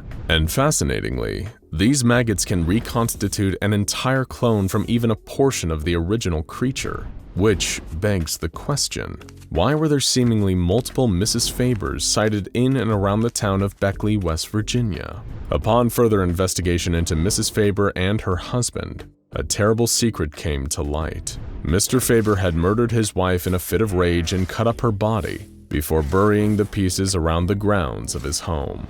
Unbeknownst to him, an infestation of SCP-726 maggots across the property ate each piece and reconstituted them into individual fly-brained clones of the original. Mr. Faber was later arrested for the murder, and multiple people in the town of Beckley were given amnestic treatment to forget the strange and frightening things they'd seen. But for the Foundation, the strange and frightening things were only just beginning. An unnamed doctor with the SCP Foundation decided to conduct a series of utterly repulsive experiments on SCP-726, opening the log with the fateful words, "I've decided to begin by testing the limits of repeated replication. A single SCP-726 egg will be introduced per sample. Due to their rapid multiplication, maggot volume does not affect their speed of operation, only the size of the organism to be reconstructed." The first subject was a recently deceased Norwegian rat, cut in half lengthwise. When the SCP-726 eggs were introduced, the two halves were rapidly constituted into a pair of living rats with mirrored fur patterns. Both of these rats were then ground into a fine paste and mixed. Wondering if SCP-726 would create a hybrid, they did not, instead separating the mix into two piles and once again creating two rats, nearly identical to the ones before, except for one of them now having a red right eye. The rat without the red right eye was processed into a fine paste, get used to hearing that phrase, before the introduction of more SCP-726 samples. It reproduced a close approximation of the rat it once was, aside from a slight limp and blindness in both eyes. The heart was then taken from this rat, and upon the introduction of SCP-726 into the heart, it was reconstituted without eyes or any pigmentation. A note also mentions that the creature squeaked incessantly. The heart from this rat was then taken and cut in half before SCP-726 was introduced. The result was a pair of even more severely messed up eyeless rats. One could only walk in tight circles, and the other immediately attacked the first rat. The doctor noted that both physiology and insect behavior seemed to degrade with repeated reconstitutions of the same genetic material. Next, a scrap of flesh was taken from the hairless rat. The creature that reconstituted from this was hairless, eyeless, and limbless, and didn't successfully survive for long. A liver was found inside its brain case. But because this particular researcher hadn't spit in the face of God enough for one day, the tests continued. The liver from the brainless rat was given a dose of SCP-726, and the result was an eyeless, legless, limbless creature with a long, worm-like midsection, which quickly began to devour its own posterior before dying of blood loss. This dead rat was then put through 3 more iterations of testing. It first became a large, formless mass of tissue, and then a long, slug-like creature that takes in nutrients through its skin. After this, no more changes were recorded, as it had presumably reached its peak performance. The scientists decided to keep this creature for long-term observation, naming it Brundle, after the scientists in David Cronenberg's remake of The Fly. At this point, the doctor began to conduct tests that, mercifully, did not involve any more rats. Instead, the Foundation moved on to humans. Dried flesh from a body that's over 2,000 years old was given to SCP-726, leading to a full reconstitution of a middle-aged man with the mind of a fly, opening doors to potential practical forensic applications of SCP-726. Humans seem to experience a similar degree of form degradation after multiple reconstitutions from the same genetic material. But due to humans being larger and more complex organisms, the changes are often less pronounced, like changes in eye color or fingerprints. While the forensic use of SCP-726 is an open door, clones produced by SCP-726 are worthless for both medical and food purposes. During one experiment, SCP-726 was used to replace a missing chunk of a wounded D-Class's leg. This appeared to be successful at first, until the D-Class later experienced a rapid mental devolution into a fly-like state, just like the other victims of SCP-726. The D-Class was terminated, and the test was recorded as a failure. It's believed that a similar thing would happen if organ transplants were taken out of SCP-726 clones and given to non-anomalous donors. SCP-726 was used to clone several livestock animals, such as cows and pigs. Food items like steaks were rendered from these animals, cooked and given to D classes. Much like the transplants, this led to a similar state of devolution for those who ate the infected meat. Even when the meat was thoroughly disinfected and processed, the anomalous effects remained. So no, SCP-726 won't be ending world hunger anytime soon. Though if it gave us all the minds of flies through tainted meat, it may at least end all global warfare, seeing as flies don't have the mental capacity to create or wield weapons. At this point, it seemed that the researcher was just curious and felt like trying some other random experiments just for the heck of it, like getting SCP-726 to reconstitute a non-anomalous botfly, leading to the clone simply being an unusually large botfly which died shortly thereafter, or testing a burger patty from a local independent drive-thru restaurant that reconstituted into 2 different cows and 1 large rat. Yummy. But the most horrifying result of all came when they tested SCP-726 on what was supposedly a vegan burger, made entirely out of artificial meat and plant matter. The resulting creatures were so unimaginably horrifying they literally cannot be described.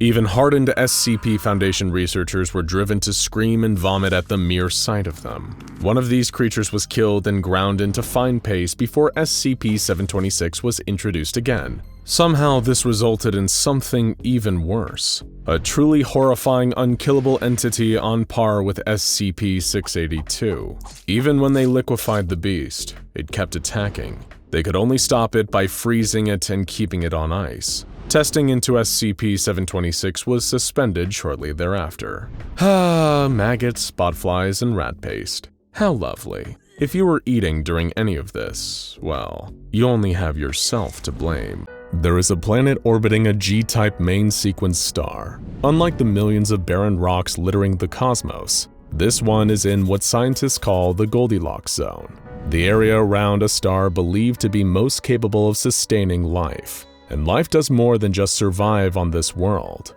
It thrives. The distant world is home to a mix of animal and plant life, including a large technologically advanced civilization of humans. Other than the Earth, this is the most complex ecosystem the SCP Foundation is aware of, and it may be the greatest threat to life on Earth in the universe. This is SCP-3003. A Keter-class object with one of the most ominous nicknames in the entire Foundation database. The end of history.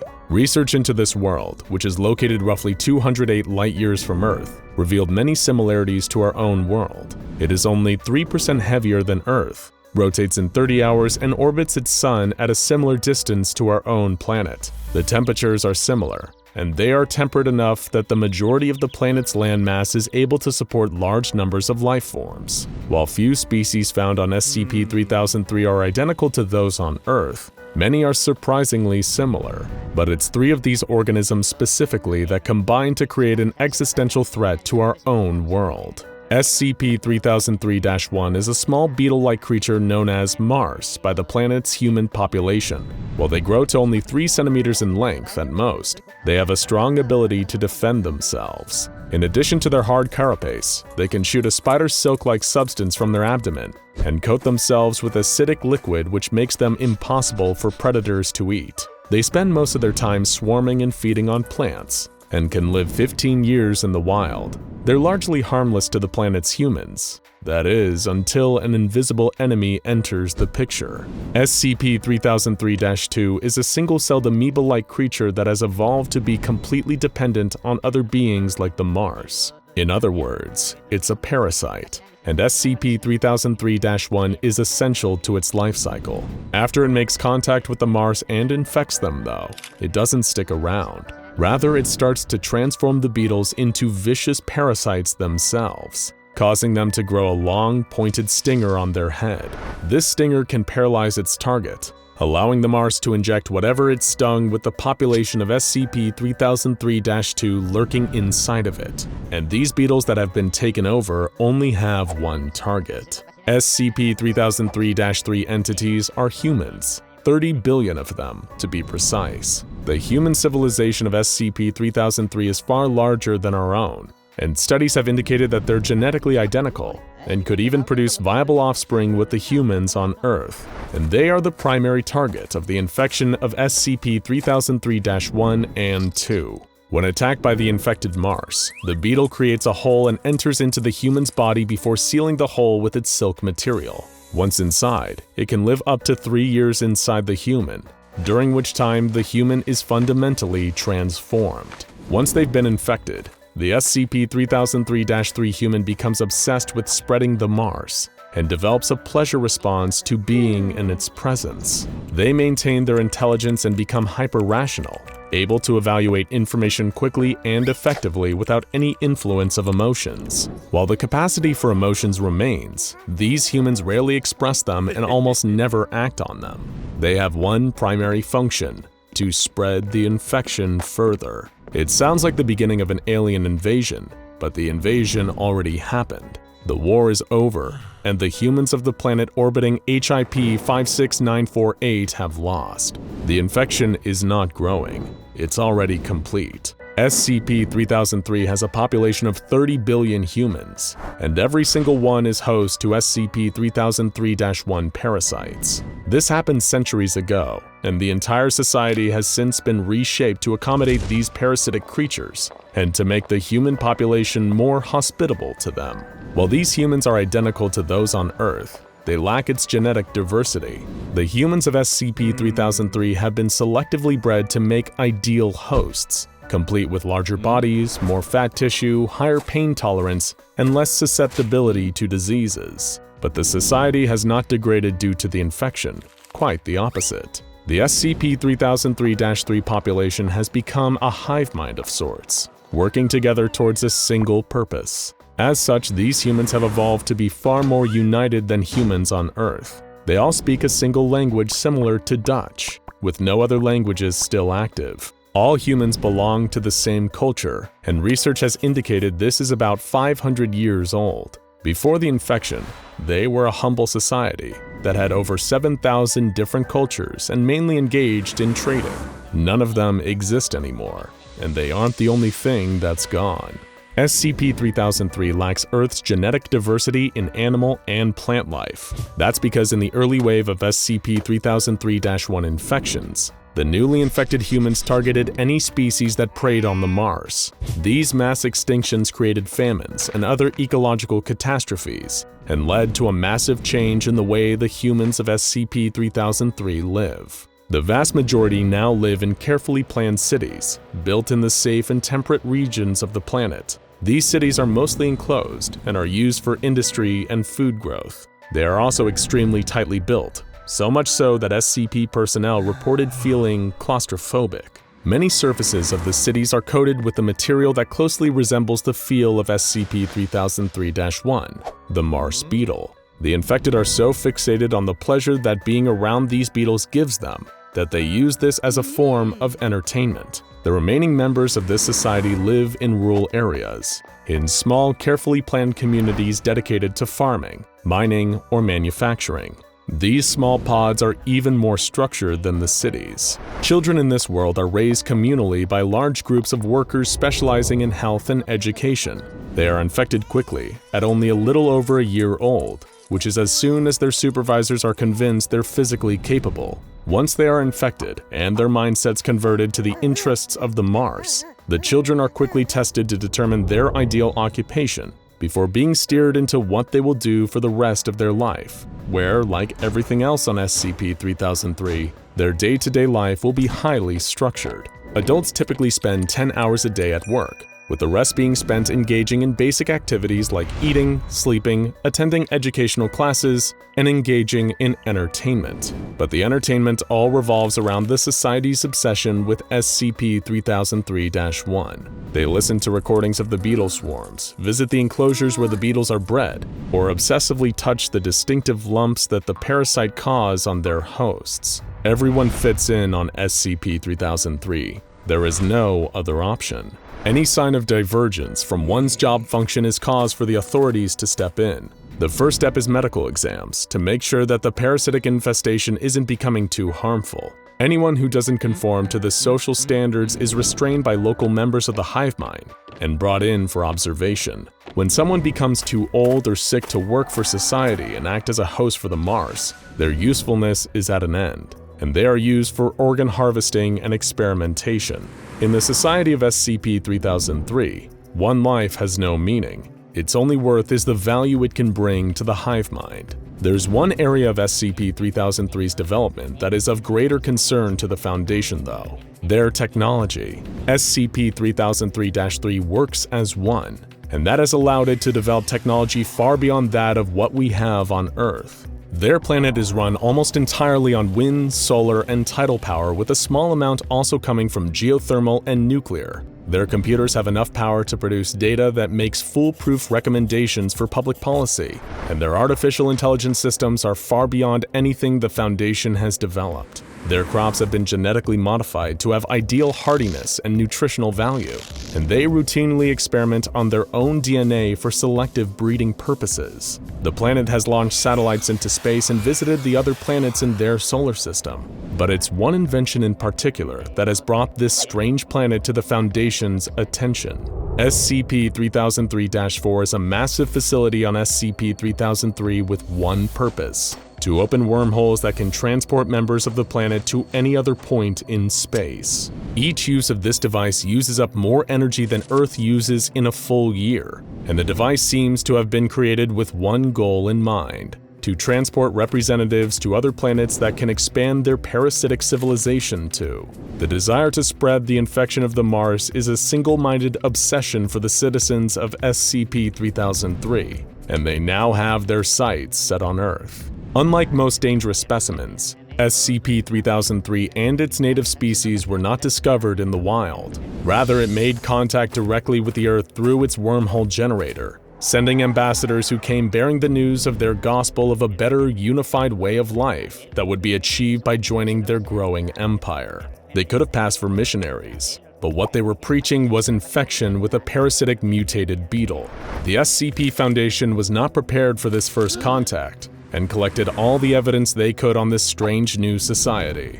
They quickly came up with one conclusion: SCP-3003 was larger, more powerful, and more advanced than anything on Earth, even the SCP Foundation.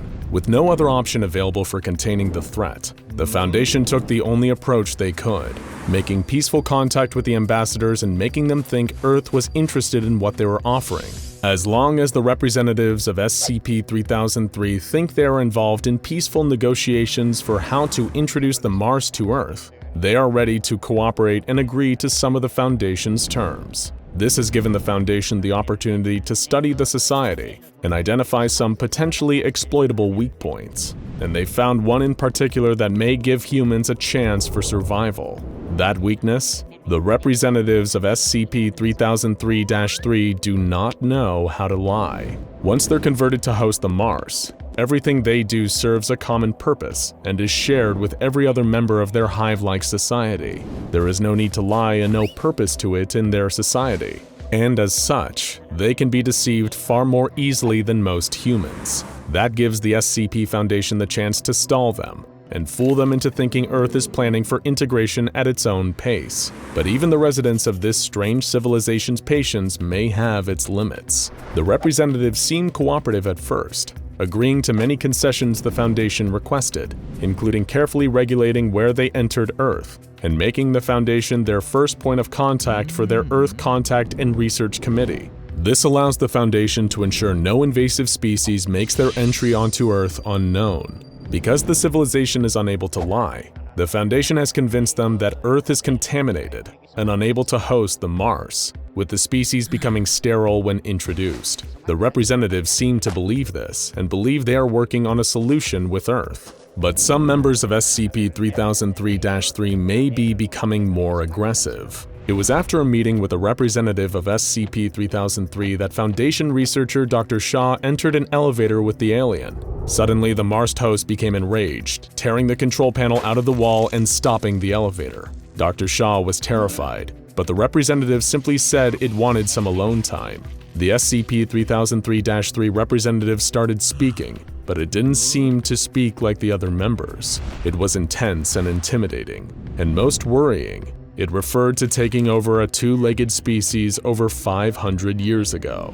It wasn't the humans speaking, but neither was it the Mars. No, this was the single-cell organism that had puppeteered both them and the Mars. Unlike the humans of SCP-3003, it wasn't fooled by the Foundation's subterfuge. It knew they were resisting, and it didn't believe the story about the planet being inhospitable to the Mars. It wanted the Earth to surrender and join the Hive mind, and it argued Earth would be better for it. No more war, no more conflict, no more hate, no more poverty. All it would take was the complete surrender of everyone on Earth's free will, and it made clear that it would win. It would be the last thing, the only thing left in the universe, and everyone would join it one way or another. It was clear that the threat of SCP-3003 was more pressing than thought, which posed a question: how do you contain an entire planet? The decision to classify SCP-3003 as Keter wasn't hard, but none of the Foundation's other tactics they'd used in the past would apply here. Investigation into the capabilities of the planet made clear that if a war was to break out between the two planets, it would end swiftly and decisively in favor of SCP-3003. If the SCP-3003-2 living inside the bloodstream of the planet's humans were aware of the Foundation's deceptions, they did not seem to be letting the humans of their planet in on this, so the deception would hold for now. But SCP-3003 was moving fast as well, and soon it might be too late to contain it. Two projects in particular concern the Foundation. One is a genetic tampering experiment to make SCP-3003-3 more hospitable to their purpose. It would add artificial genes to their human hosts, making them consume less resources, becoming immune to common pathogens, and making them able to host 10 times as many Mars inside their bodies. These genes would turn the infected humans into their own new species. They are working on traveling to and terraforming planets in other star systems, which would make them capable of spreading virtually anywhere, and at that point, impossible to contain. But the Foundation has some last-ditch plans in motion to stop this. In addition to continuing their disinformation campaign and the ongoing research into samples of the Mars and the single-cell being that mutates them, the Foundation is preparing for the worst-case scenario too. They are spreading disinformation among scientists to ensure no additional contact is made with elements outside the SCP Foundation, and the O5 Council has authorized studies into how to eliminate this threat permanently. But the Foundation will only have one chance to do so, and any attempt will need to involve the elimination of their wormhole device to keep them from escaping, because even one specimen escaping could mean infestation of another world, and eventually, the threat would begin anew. But for now, the Foundation has not deemed any plans for an attack to neutralize SCP-3003 either practical or likely to succeed, which means the Foundation is left focusing on maintaining stable relations with SCP-3003-3. They continue to try and convince them that the Earth is moving towards peaceful integration, and let's hope they succeed in this task for as long as they can, because for now, this is the only thing we have standing between us and the end of history. There's been a strange phenomenon sweeping central Germany. While the true extent of its influence is still unknown, it seems to have been going on for quite some time now, usually in irregular intervals. If you were to head down to any of the towns within the affected region for a visit, the chances of you noticing anything out of the ordinary would still be rather low. But then again, if you're in the wrong place at the wrong time, it's entirely possible you could witness an occurrence of SCP-3023, every arachnophobe's worst nightmare. One terrifying incident happened at a baseball game held during the height of the summer. With the scorching sun hanging high above a stadium packed with eager fans, the home team was neck and neck with their longtime rivals from the next town over. As the players took to the field after a changeover, everything hung in the balance. The home team's coach had made a bold change, sending out a new baseman, a young man named Jenik Denke. He was a rookie, untested, but the team's strongest veterans had been doing their best through the whole first half of the game, and still, the scores were almost tied. And so Janek stepped up to the base, unaware that making the next catch would change his life forever. The crowd was silent, the tensions flattening their cheers and chants to a low murmur as the rival's heaviest hitter stepped up to the bat. He was a behemoth, arms twice the size of the baseball bat he carried over his broad shoulder, striding up with confidence as he readied to swing. Watching and waiting, a bead of sweat rolled down Janek's forehead, dropping down the bridge of his nose. He couldn't tell which was making him sweat more, the heat of the sun or his own nerves. His teammate at the pitcher's mound lifted a leg, the baseball in hand. If he gripped the ball any tighter, his fingernails might have splintered and got lodged in the white synthetic leather wrapped around it. Janek stared, not even bothering to wipe away the drops of sweat in his eyes. As his teammate's throwing arm reeled back and hurled the ball forward, it felt like time itself had slowed down. The rival team's batter swatted the baseball out of the air with an earth-shattering crack that sent the ball speeding through the air.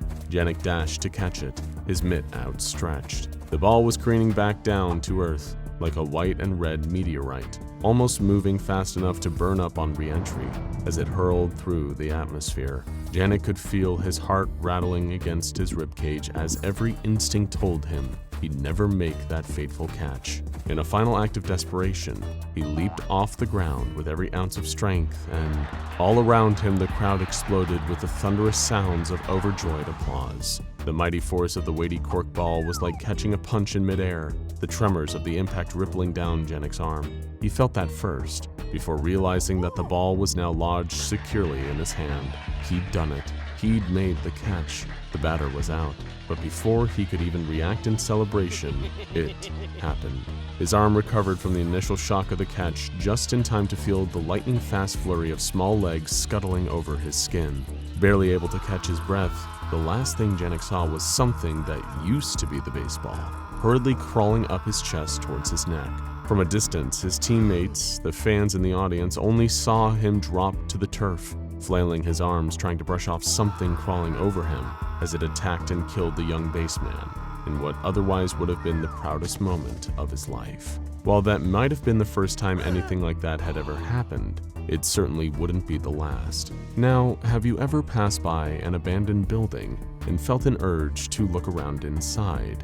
Of course, a lot of us have. But most of us are smart enough to resist the urge. But on the very rare times you and your friends have worked up the courage to explore somewhere like this, you've probably never found anything all that interesting. Then again, you might want to think twice before sneaking past those keep out and condemned signs. Maxie and Iva learned that lesson the hard way when they gained access to an abandoned office block. Maybe they were trying their hand at making a Blair Witch Project-style amateur found footage movie, or they could have been dabbling in some urban exploration. Best case, there might have been a few places of office furniture left behind by the building's previous occupants, something that the removal company forgot to take when the place was cleared out. The pair of them could have just helped themselves. After all, they needed a new folding chair for their apartment, and there was one just sitting there. Trembling through her stifled tears, Iva's phone was shuddering in her hand. The office had been dark, but she was certain the shadowy shape that had taken Maxie didn't belong to a human being. Clamping her hand over her mouth to silence her terrified breaths, she peered out from under the desk, pointing her phone's camera wherever she looked as it recorded. Iva could hear the loud tapping of several metal legs, moving hurriedly around the empty office. The noise would pause at irregular intervals. Every time it stopped, she thought, no, prayed, that the creature was gone. But just as Iva went to look, she would hear the same sound, quick, scampering steps, the kind of movements that feel unnatural to look at, that are only possible for things with 8 legs. Perhaps that made it worse. The creature didn't shriek or scream or breathe like you'd expect of some awful monster in a horror movie. But then again, how could it? It had been a chair when Maxie had walked up to it, nothing more than an ordinary folding chair. The patter of metal footsteps stopped again, this time for longer. It had to be gone now, she thought. She gave it another few seconds just to make sure the silence wasn't broken again. Crawling out from under the desk, her phone still in her hand, Iva allowed herself to breathe a tentative sigh, only for that sigh to become a scream as it lunged at her. The chair's seat and back, now the body and maw of an angry arachnid monster. As Iva screamed, Her phone caught the whole gruesome sight on camera. You might be starting to see a pattern emerging here. But there's yet another twist in this multi-legged tale. What if these occurrences weren't just random incidents? Sure, they might fall into the freak of nature category like so many other anomalous incidents, but while it's unclear exactly how these particular anomalies come about, could it be possible that something or someone is creating them on purpose? Mobile Task Force Alpha 21 were already on the scene in the aftermath of the latest incursion. The Elite Foundation strike team had eliminated the threat. Luckily, it had started life as a phone, meaning they were able to remotely destroy it, causing its electronic components to detonate. Not before it had killed 2 Foundation personnel, though. Naturally, now came the cleanup operation, gathering up evidence, leaving no trace of what had happened. The SCP Foundation still had little clue as to what exactly caused instances of this nature, a phenomenon they had now designated as SCP-2083. All they had to go on was a handful of cases, and footage recovered from a cell phone that had belonged to an urban explorer who'd met an untimely end at the jaws of a folding chair. But speaking of footage, something unusual had been caught by a security camera a few days before the latest SCP-3023 incident. The security footage showed a man breaking into an office where the latest 3023 instance, the telephone, had been found. As he picked up the phone in question, this individual's jaw appeared to unnaturally split open horizontally, allowing 4 dark, tongue-like appendages to emerge. These appendages rubbed the phone for over half a minute before retracting. The man then returned the phone to its original place and promptly left the office. Thanks to further investigations conducted by the Foundation's forensic experts, this unknown individual was identified as Mr. Sar, the owner of a local restaurant. Naturally, MTF Alpha 21 moved in to apprehend this suspect, the only real lead as to what has been causing the multiple instances of SCP-3023 to begin occurring in Germany. However, when Sar was eventually detained, he showed next to no sign of any anomalies in his body. He claimed to have no memory of the events depicted in the security footage, had never encountered any previous SCP-3023 instance, and seemed to possess no knowledge of the strange properties he exhibited on camera. Nonetheless, the SCP Foundation was forced to detain Mr. Sar, although he never displayed any anomalous behavior ever again. Now, you might be forgiven for thinking that, with Sar held in Foundation custody, everyone could breathe a sigh of relief. But sadly, for any arachnophobes watching at home, new instances of SCP-3023 kept cropping up, in even stranger and more horrific fashion than ever before. Imagine you had a headache, and we're talking about a real killer here. One of those power drill to the frontal lobe migraines. Maybe you'd spend too much time glued to a computer screen at work, and all that blue light from your monitor scrambled your gray matter. Or perhaps last night was a pretty wild one, and after a few too many drinks, you were left feeling hungover the next morning. What's your go-to response in that situation? Obviously, you can call in sick to work, then go to your medicine cabinet or an over-the-counter pharmacy and grab some basic painkillers, paracetamol, aspirin, ibuprofen, all the things that we trust to make us feel better, not to make things even worse. To Patrick, this started as one of the most normal things in the world. Like you or I, his immediate response to finding himself suffering from a raging headache was to grab a gelatin capsule of ibuprofen. As casually and unsuspectingly as anyone would, he took the pill in hopes of quickly relieving his pain and carrying on with his day, probably even chasing it down with a quick glass of water. Only unbeknownst and unseen to Patrick, something happened the moment that ibuprofen capsule passed through his lips and went towards his throat. Something that stopped it from fully going down his throat, in fact. Much like the baseball, the folding chair, the phone, and who knows how many other unrecorded incidents, the pill had sprouted 8 spider-like legs. At first, it started as a gentle cough, like you'd expect when a capsule gets lodged in your throat. Grabbing a tissue, Patrick gave a few grunting attempts at clearing his airway. There was definitely something in there that almost felt like it was scratching. Not the kind of scratch at the back of the throat brought on by some allergies, the kind of scratching that caused Patrick to cough up blood when he put a tissue to his mouth, the kind of scratching that he could feel moving, crawling around his windpipe. Perhaps if he had more time, Patrick could have raced to the hospital and had whatever was clawing its way around his throat removed safely with that free European healthcare. Unfortunately, the thing that the capsule had turned into just as he swallowed it wasn't that kind. Racked with unimaginable pain, Patrick was writhing and spluttering uncontrollably, his mouth filled with more bile and blood than saliva at that point. The scratching was moving, and not down towards his esophagus towards his stomach. It was going outwards, burrowing through the insides of his neck until it reached his spinal cord. By that time, the little ibuprofen capsule-sized instance of SCP-3023 came crawling out from the back of his neck. Patrick was already dead. Let's say you were aware of this, of all these strange happenings, seemingly ordinary everyday objects turning into angry, aggressive spiders. Obviously, the Foundation might want to have a little chat with you about how you came across such information, but for the sake of argument, imagine you did know. You might think the smart idea would be to leave. After all, SCP-3023 instances are only known to occur in a specific region of central Germany, neatly situated in the middle of Leipzig and Dusseldorf. So you might think that it's time to up sticks and leave that area. Maybe even leave Germany altogether. Just hop in your car and drive to safety. If only it were that easy. A family of 4 was cruising down the Autobahn in an SUV. Just another car on the packed highway. Exhausted after hours on the road, Matteo and Nina sat quietly up front, making sure they didn't wake their son and daughter, both asleep in the rear passenger seats. The car was picking up speed, about to pass 70 miles per hour as it gradually carried them home, although it wasn't going to get them all the way back. The screech of twisting metal woke both sleeping kids up screaming, their parents equally shocked at the sudden noise. The car lurched and buckled, like something had collided with it. But this was no ordinary traffic accident. Without any rhyme or reason, the front of their SUV warped itself into the distinctive shape of a cephalothorax, while the rear turned into what looked like an abdomen.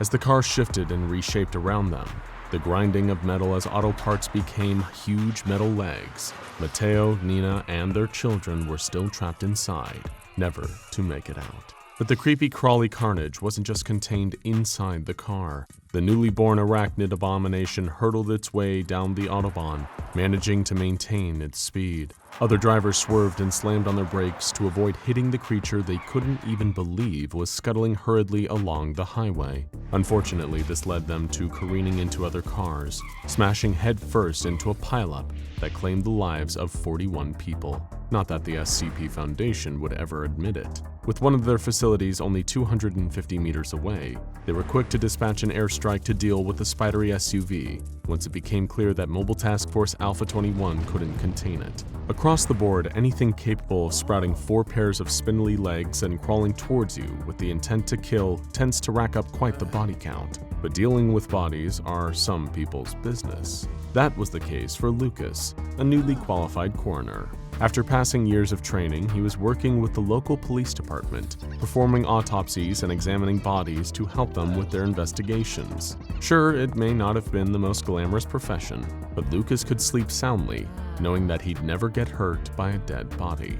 A John Doe, a body that hadn't yet been identified, had just been brought in after police had found him on the side of the road. Lucas thoroughly washed his hands, put on his gloves and scrubs, along with the rest of the autopsy team.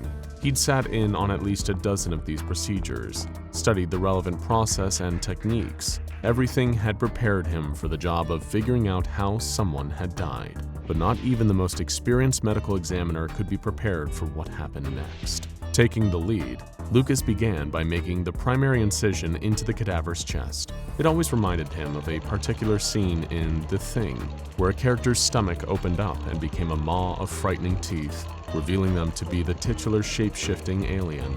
That thought was quickly shaken away when suddenly, to Lucas's surprise, the body lurched violently on the examining table. Not everyone expects dead bodies to be able to move, and while it might be rare, it's also not impossible. Any number of things can cause someone's remains to move after death. Muscles atrophying or spasming, the body filling up with gas as it breaks down. Of course, any coroner would expect these movements to have subsided by the time someone reaches the autopsy room. Caught off guard by the sudden violent movement, Lucas stepped away, dropping his scalpel. His panting breath warmed his face beneath his surgical mask as he stared for a moment, waiting to see if the body moved again. Certain it would be still now, Lucas wrote the spooky incident off just as a muscle spasm and leaned over to retrieve his scalpel. But while he was crouching, he noticed something strange. It almost looked as if there were a pair of protrusions poking out from under the dead man's skin. Walking around the other side of the table, Lucas found 2 more similar lumps at the body's abdomen, almost as if something was inside, ready to force its way out. Without warning, the John Doe suddenly moved again on the examining table, only this time, it didn't stop. Lucas couldn't believe his eyes. The man's face was still, frozen in the same dead expression, but his arms and legs were thrashing and writhing around as if he was somehow still alive. 4 extra limbs suddenly burst from the sides of the cadaver, and the now 8-legged creature reared itself up, leaping towards a member of the autopsy team.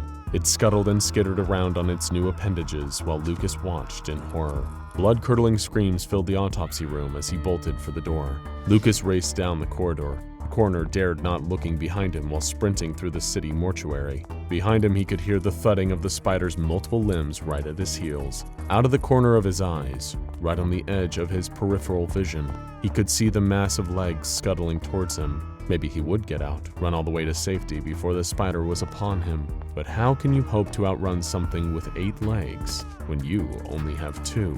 The most important thing to remember is that while any unsuspecting inanimate object near you might suddenly decide to become an angry spider, the chances of it happening are very, very low. But especially if you happen to be in central Germany, those chances are never 0 either. The creature let out an unmistakable squeal of rage as stimulus Y835 took effect. Dr. Christensen pressed his face up against the glass, eager to see the results. It had to work this time. It simply had to.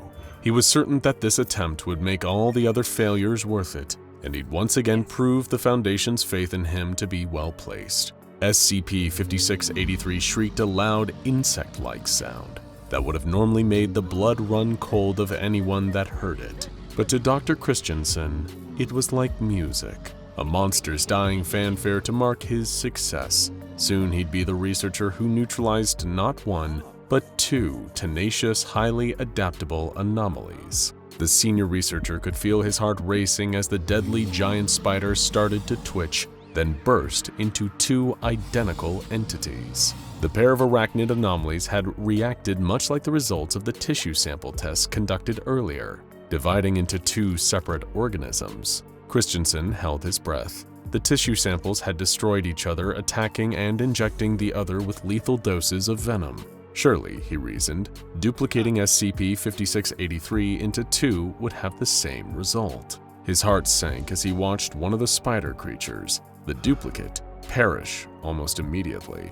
As it often did when presented with human prey, SCP-5683 attacked using its mandibles and impaled its copy with its front legs to pin it in place. The clone had bitten back, with Dr. Christensen already knowing that would have granted SCP-5683 an immunity to its own venom.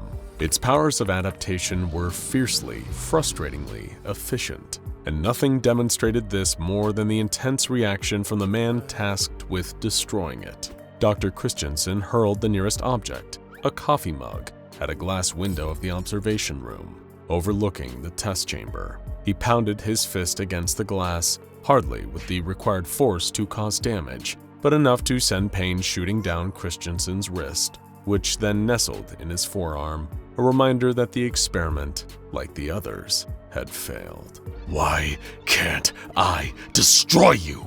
he muttered through clenched teeth, looking with hatred at the enormous spider in the chamber below.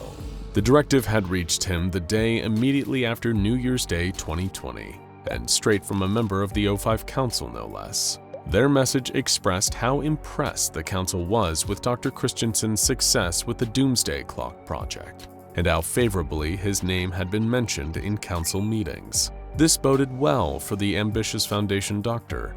He'd been hoping to snag the director position at Site-04 now that Director Bray had retired. But there was one more test from the O5 Council. They wanted Dr. Christensen to use the knowledge garnered during his previous success to solve the SCP-5683 problem. If he could successfully complete that assignment, it would be his ticket to being promoted.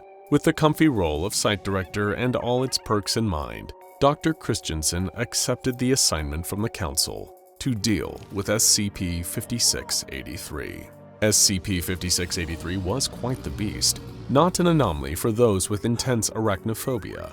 The huge spider-like organism was extremely hostile towards humans and had to be kept in a constant state of medical sedation.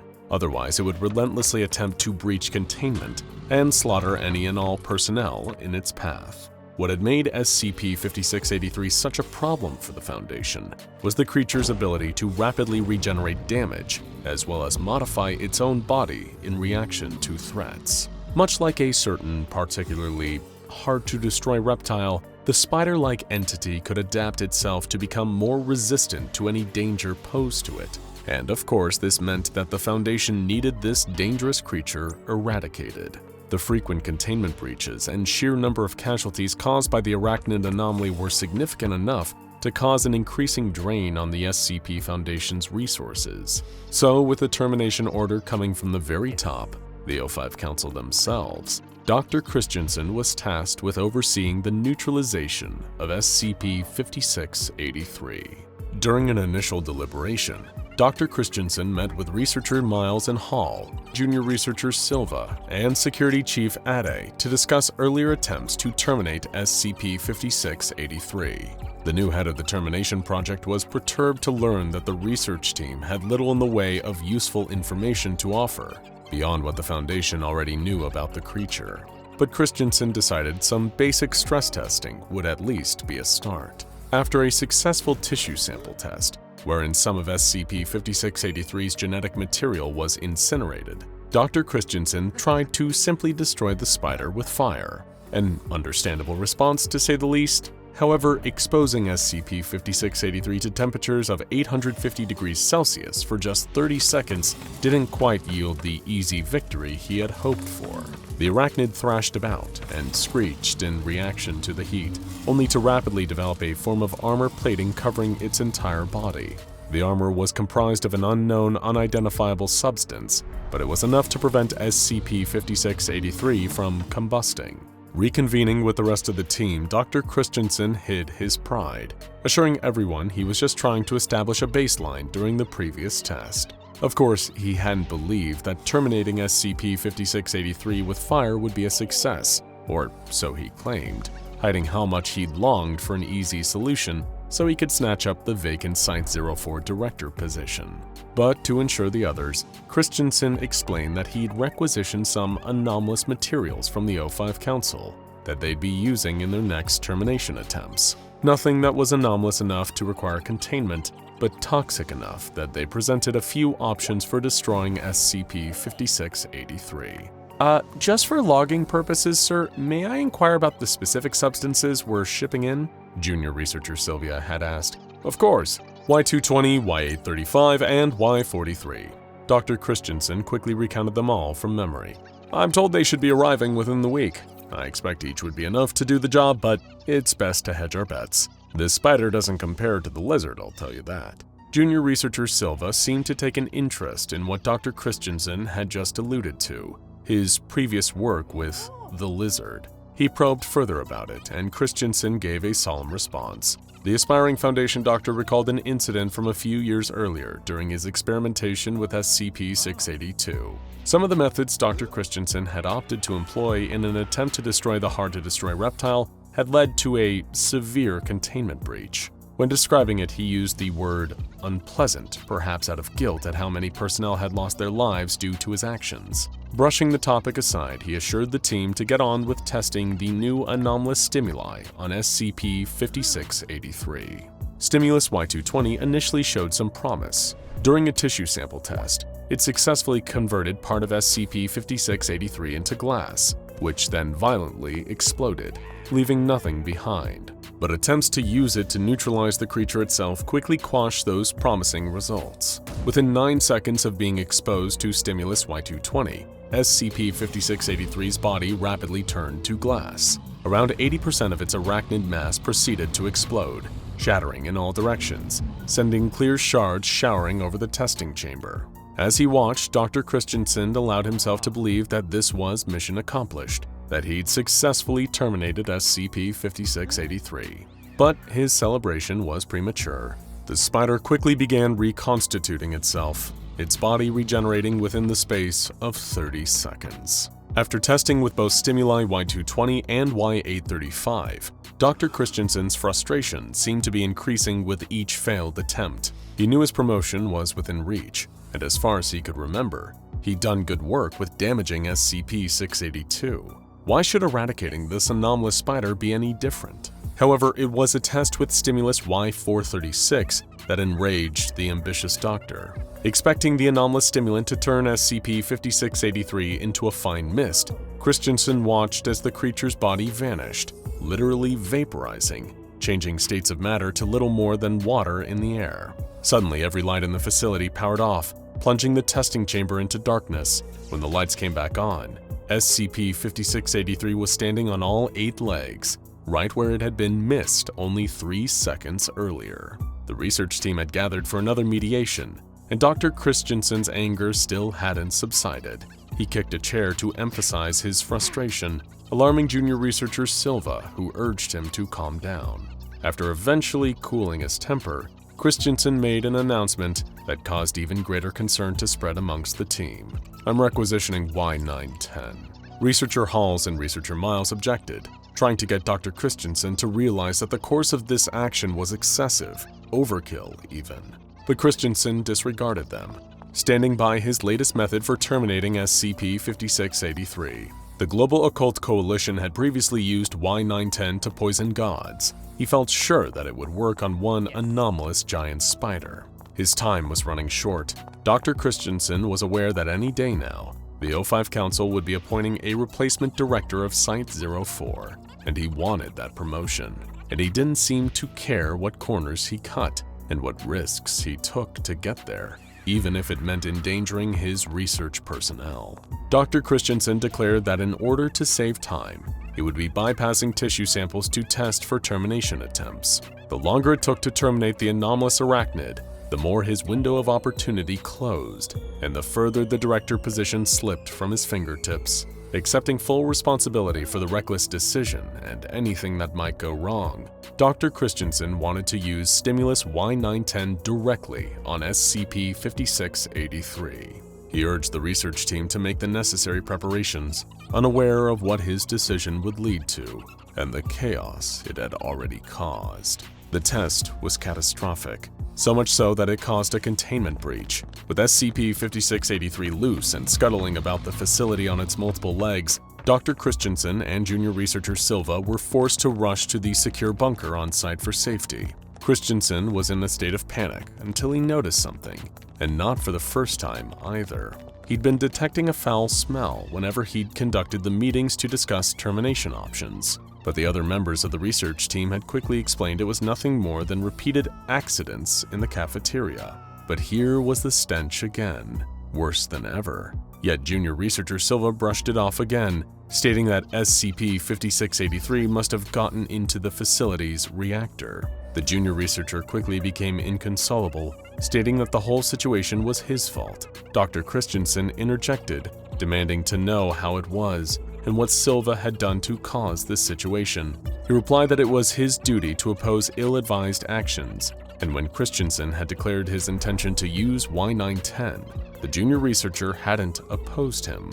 Shifting the blame from himself onto his subordinate, Dr. Christensen chastised Silva over how many personnel had died because of the junior researcher's refusal to do his job, ignoring that it was Christensen's own ambitions that had led to the current chaos. Refusing to be made a scapegoat, Dr. Christensen vowed to pin the full culpability for SCP-5683's containment breach onto junior researcher Silva, saying he'd tell the O5 Council the so-called truth about what had happened. But Silva pointed out that there wasn't much of a likelihood that the bunker would survive the reactor overloading. He urged the ambitious Foundation doctor to admit some responsibility of his own for what had happened, but Christensen refused. Suddenly, there came a thunderous banging at the bunker door. A debilitating pang of fear struck Dr. Christensen, causing him to scream and retreat from the entrance, yelling "No" and "Please," as if he was pleading with the universe itself to spare him from the spider. Junior Researcher Silva walked over to the bunker door just as strong arachnid legs tore the heavy steel bulkhead off its hinges like it was made of little more than wet paper.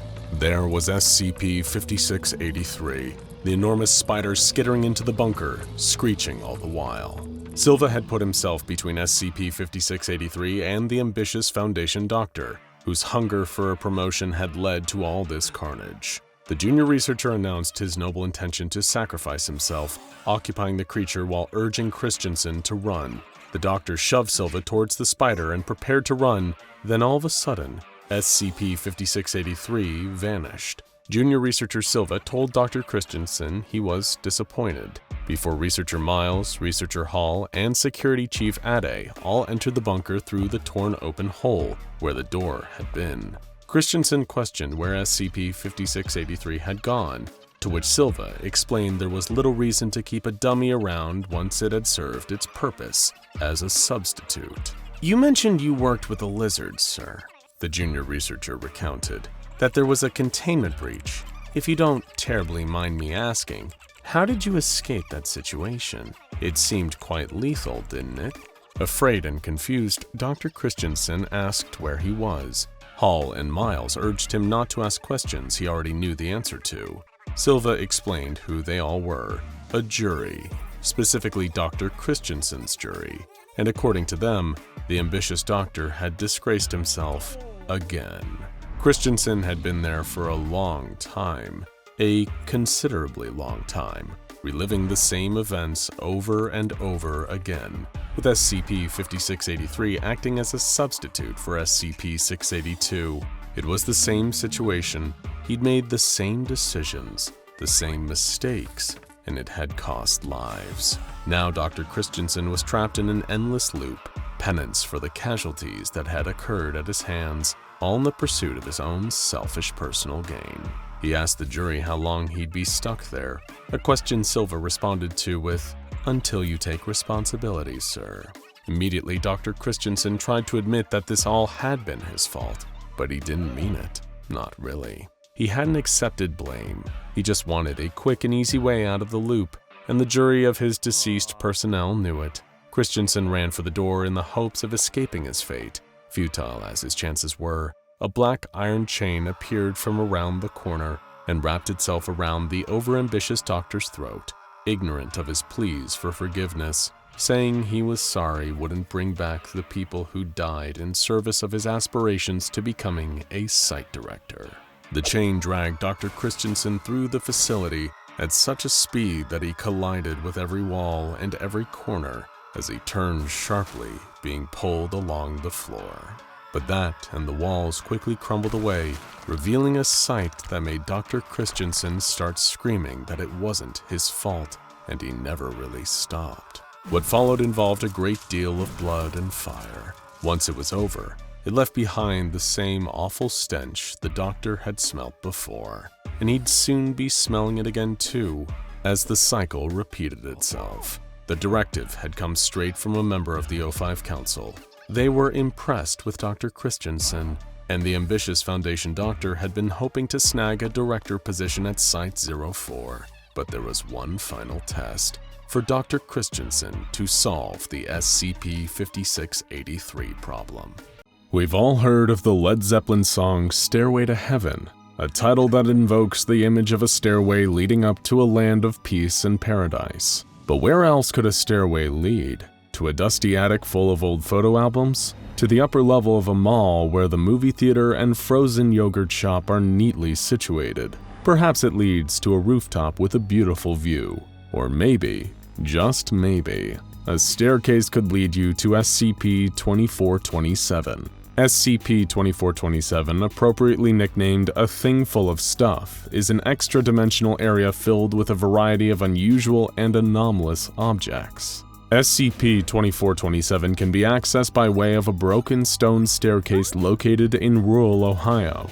According to local legend, carrying a sprig of hemlock up the broken stairs will allow a person to emerge into a mysterious grass clearing that appears to be in a forest somewhere in the United States. No matter what time a person ascends the staircase, the solar time in the clearing will always be 2 p.m. You know how people say it's 5 o'clock somewhere? Well, it's 2 o'clock somewhere too, and that somewhere is here. The pocket dimension that is SCP-2427 is thought to have been a holding area for weapons, prisoners, and artifacts belonging to an ancient cult known as the Brazen Heart. Little is known about this relatively obscure cult, other than the fact that they worship the demonic entity Moloch, a known enthusiast of violent human sacrifice, and were previously thought to have been eradicated during the Spanish Inquisition. The existence of SCP-2427 suggests that they are very much not eradicated and are still active.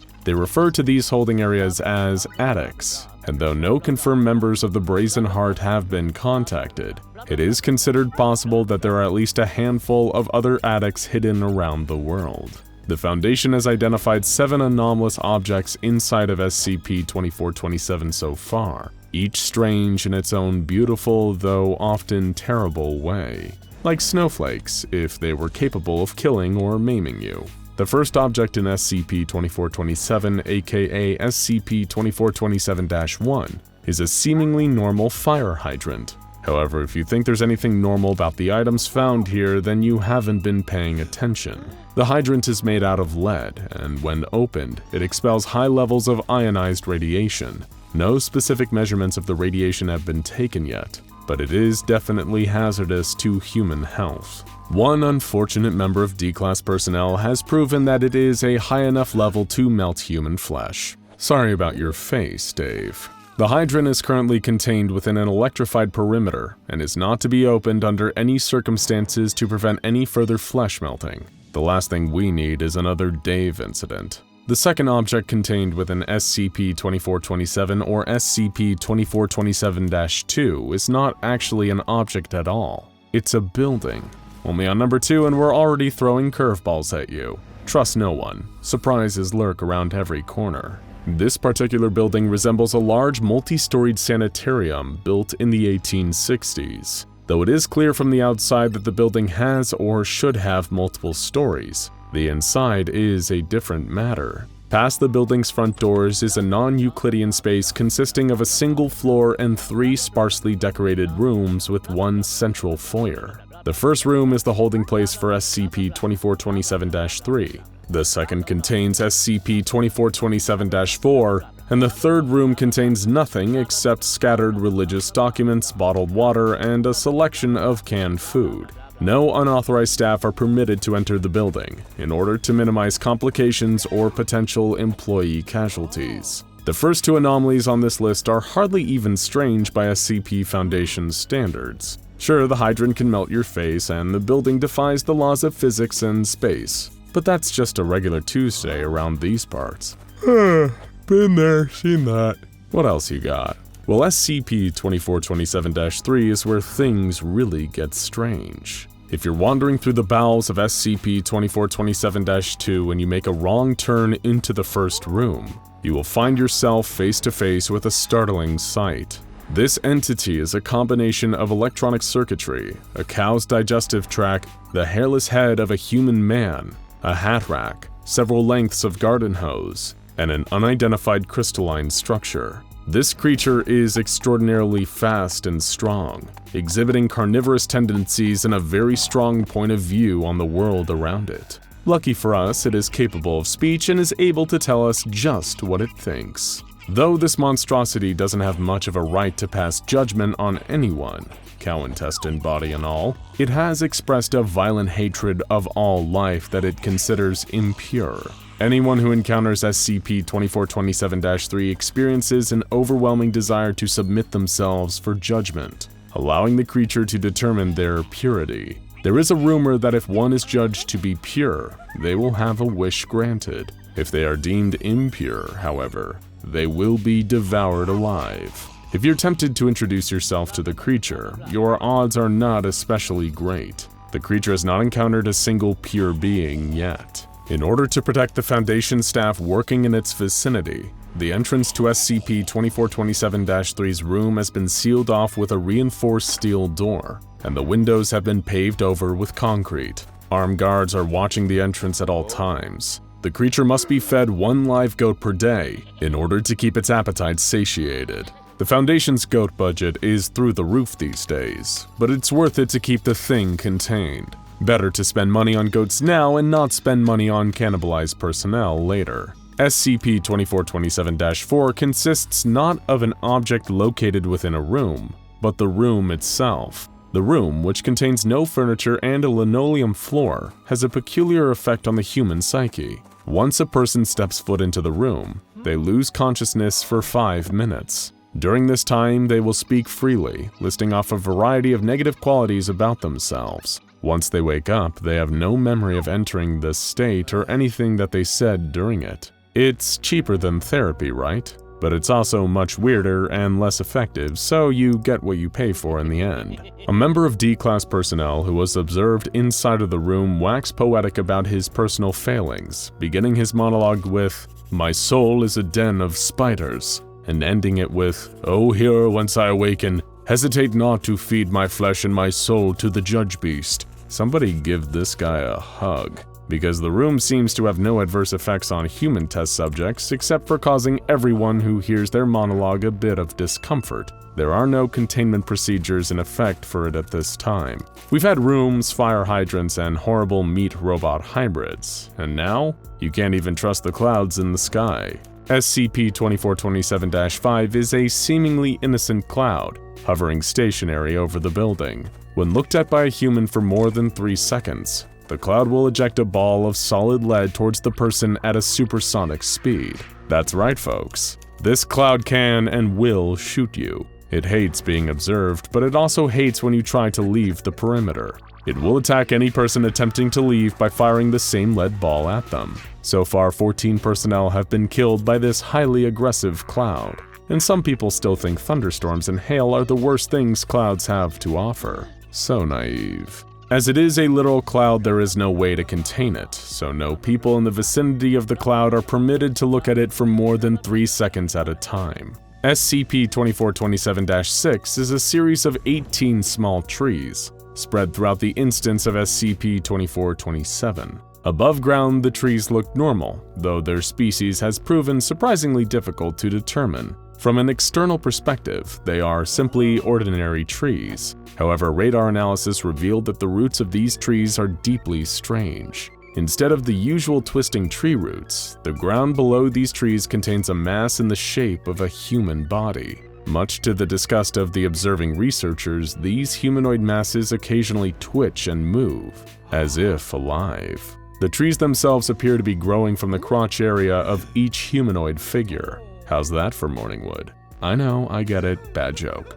This arrangement between tree and person seems to be some kind of punishment, as each tree is marked with a plaque reading, "The lecherous suffer what they must, and it is beautiful." Until it can be certain that the condition of these human roots is not contagious, these trees are to be treated as potential biohazards and isolated in individual containers. The final object in SCP-2427 currently categorized by the Foundation is SCP-2427-7. SCP-2427-7 is a pile of ashes and wood located just behind a posted sign that reads, "The Liar's Cradle." Extensive testing has been established that the Liar's Cradle was almost certainly used as a torture device in interrogations performed by the Brazen Heart. A person standing within the boundaries of the cradle, which encompasses the aforementioned circle of wood and ashes, is unable to lie without suffering the consequences. Namely, they will be set on fire. The nature of how exactly the Liar's Cradle works is not certain,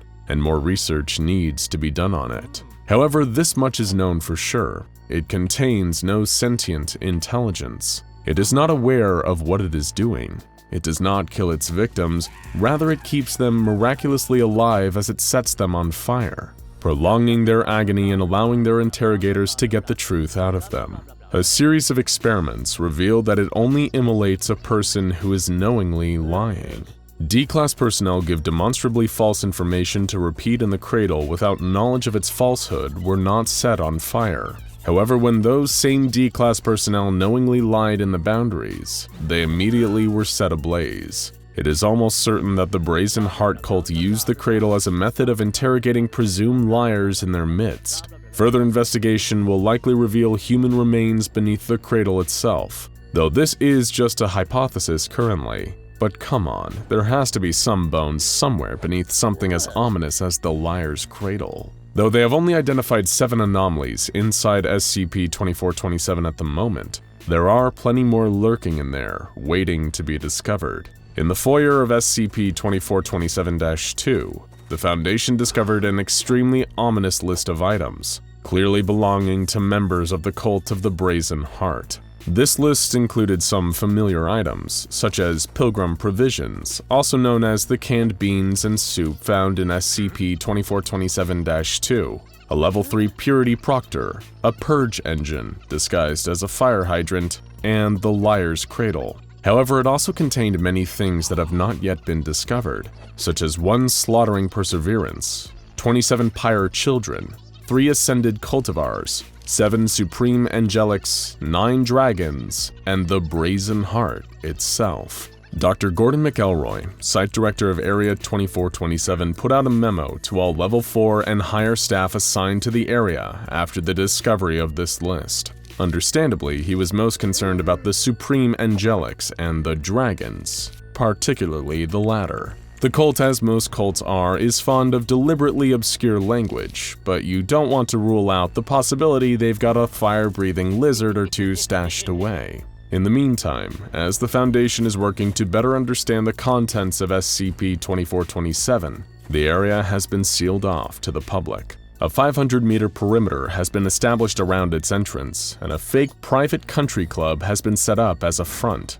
It's only a matter of time before the rest of the anomalies on the list are discovered, and this thing full of stuff gets even fuller of even more stuff. Let's just hope none of it ever gets out, because if there are more of these addicts out there, who knows what else the Brazen Heart is hiding? Their little cult may not be as extinct as we thought. Spiders. Spiders everywhere, covering every inch of the containment site, entombing screaming researchers in webs and crawling all over them. How did this happen? Let's rewind. We regret to inform you the break room is closed today. There is currently a spider loose in the facility. Researcher Yuri craned his neck to look past the line of personnel that had gathered in the hallway, reading the sign hastily scrawled on a piece of paper from the photocopier. Behind him, he overheard a fellow researcher, Holland, complaining about the wait to get to the break room. Not in the least part pleased about the idea of spending his precious half-hour lunch break standing around in a corridor, while someone presumably stood on a table with a can of Onslaught insecticide. When Yuri instinctively corrected him that spiders were arachnids, not insects, Holland shot him a venomous glare, indicating that he already knew that. As he turned away from the awkward encounter, he noticed researcher Andrews next to him, who wasn't grumbling away to his coworkers or impatiently checking his watch like everyone else. He was staring at the ceiling. Yuri started looking up in the same direction, following Andrew's gaze until he noticed what had him so transfixed. Above the heads of the gaggle of personnel waiting to access the break room was a mass of cobwebs. Ordinarily, there would be no cause for concern. After all, even the Foundation's facilities needed regular cleaning and upkeep. But what was odd about this web was, at first glance, it looked like there was a piece of equipment trapped in it. Some kind of machine component. It was only when Yuri squinted and leaned forward to see closer that he noticed the component wasn't in the web. It was made of the web. The very same thin, wispy thread that had been wound in such a way that it was forming part of something. As for exactly what, it was hard to say, but it immediately had Yuri thinking a particularly unnerving thought. A spider was loose in the facility. The sign did not specify what kind of spider, and the odd web above seemed to indicate that it might well have been of the anomalous variety. Leaving the complaining personnel to stand around wasting their breaks, Yuri ducked down an adjacent hallway and started scrolling through the contacts on his phone. He read a file on an anomaly that caused ordinary everyday objects to suddenly transform into angry spiders, and a close respected colleague of his, Agent McGuire, worked closely with the mobile task force responsible for containing these agitated arachnids. Hearing Maguire answer the phone, Yuri immediately asked him about the current state of SCP-3023. Maguire very passively told him that everything was normal, and that no new instances had been reported in the region. SCP-3023 seemed to only affect a very specific area of central Germany, right in the middle of Hanover, Leipzig, and Kassel. Then, Yuri asked if it was possible for an inanimate object to suddenly turn into an angry spider anywhere outside of that area. For example, in the break room. Immediately, his brain conjured up the image of the billiards table with 8 spindly spider legs erupting out from beneath its green surface, angrily crawling all around the room, waiting for the break room door to open and all the impatient personnel to come flooding in. Maguire told him what SCP-3023 instances did to any living thing they came into contact with, and it sure wasn't pretty. From the other side of the line, Agent Maguire reassured researcher Yuri that there had never been any reported instances involving SCP-3023 outside of Germany. When Yuri followed that up with the question of whether or not there were any currently in containment, the MTF Alpha 21 operative replied that all instances were normally destroyed on contact. The answers put the panicked researcher at ease, long enough for him to calmly apologize to his friend and thank him for his time before hanging up the phone. That was when the lights went out. An alarm started to sound, bellowing from deep in the heart of the facility and reaching outwards, like the strands of a web. The sound denoted one horrible thing. There had been a containment breach. As the blood-red emergency lighting blinked on, Yuri rushed back the way he'd come, expecting to see the same huddle of personnel near the break room, expecting one of them might know exactly which SCP had made it out of containment. The sight waiting for him was far worse. As he approached the hallway, he heard the overlapping screams of his colleagues. Researcher Andrew came dashing around the corner, his wiry frame sending him barreling past Yuri before he could even ask what was going on.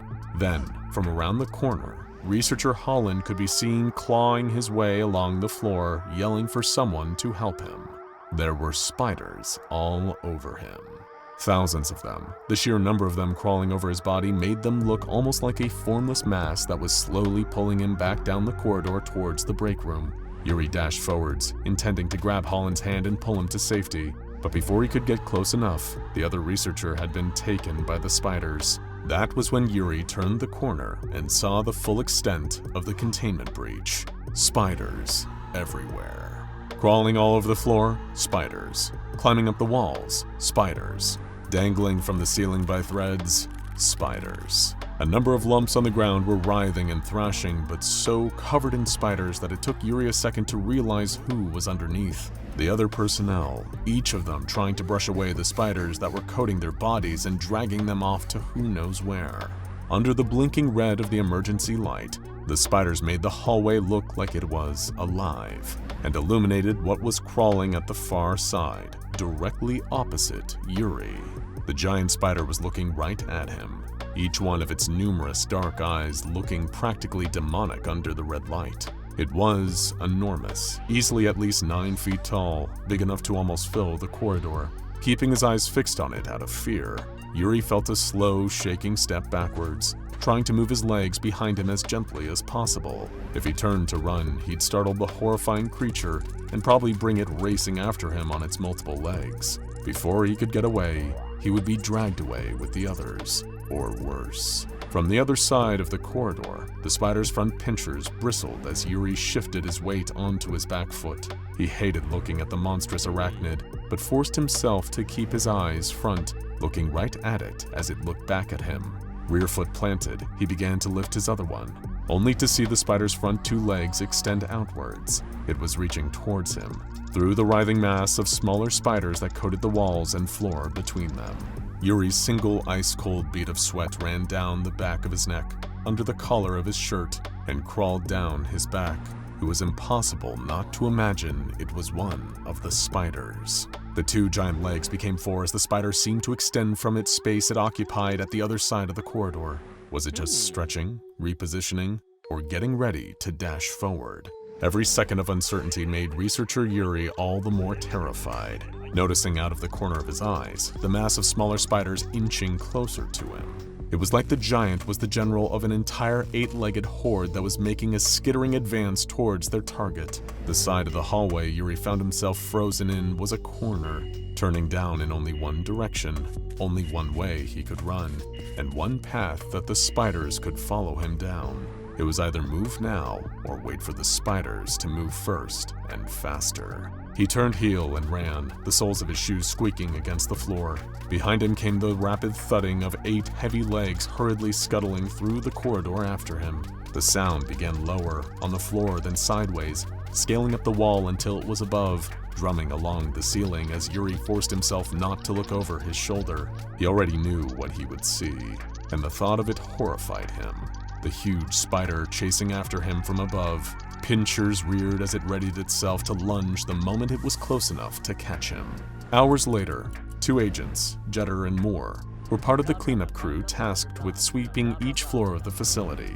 Orange tongues of flame spat from their incinerators, clearing masses of spiders until there was no trace. Even without the hundreds of thousands of spiders crawling all over it, the facility was in dire need of repair, with chunks missing from the walls and damage all over the place. So much metal and plastic was missing. It was almost like it had just been ripped from every conceivable place, but with no debris strewn everywhere.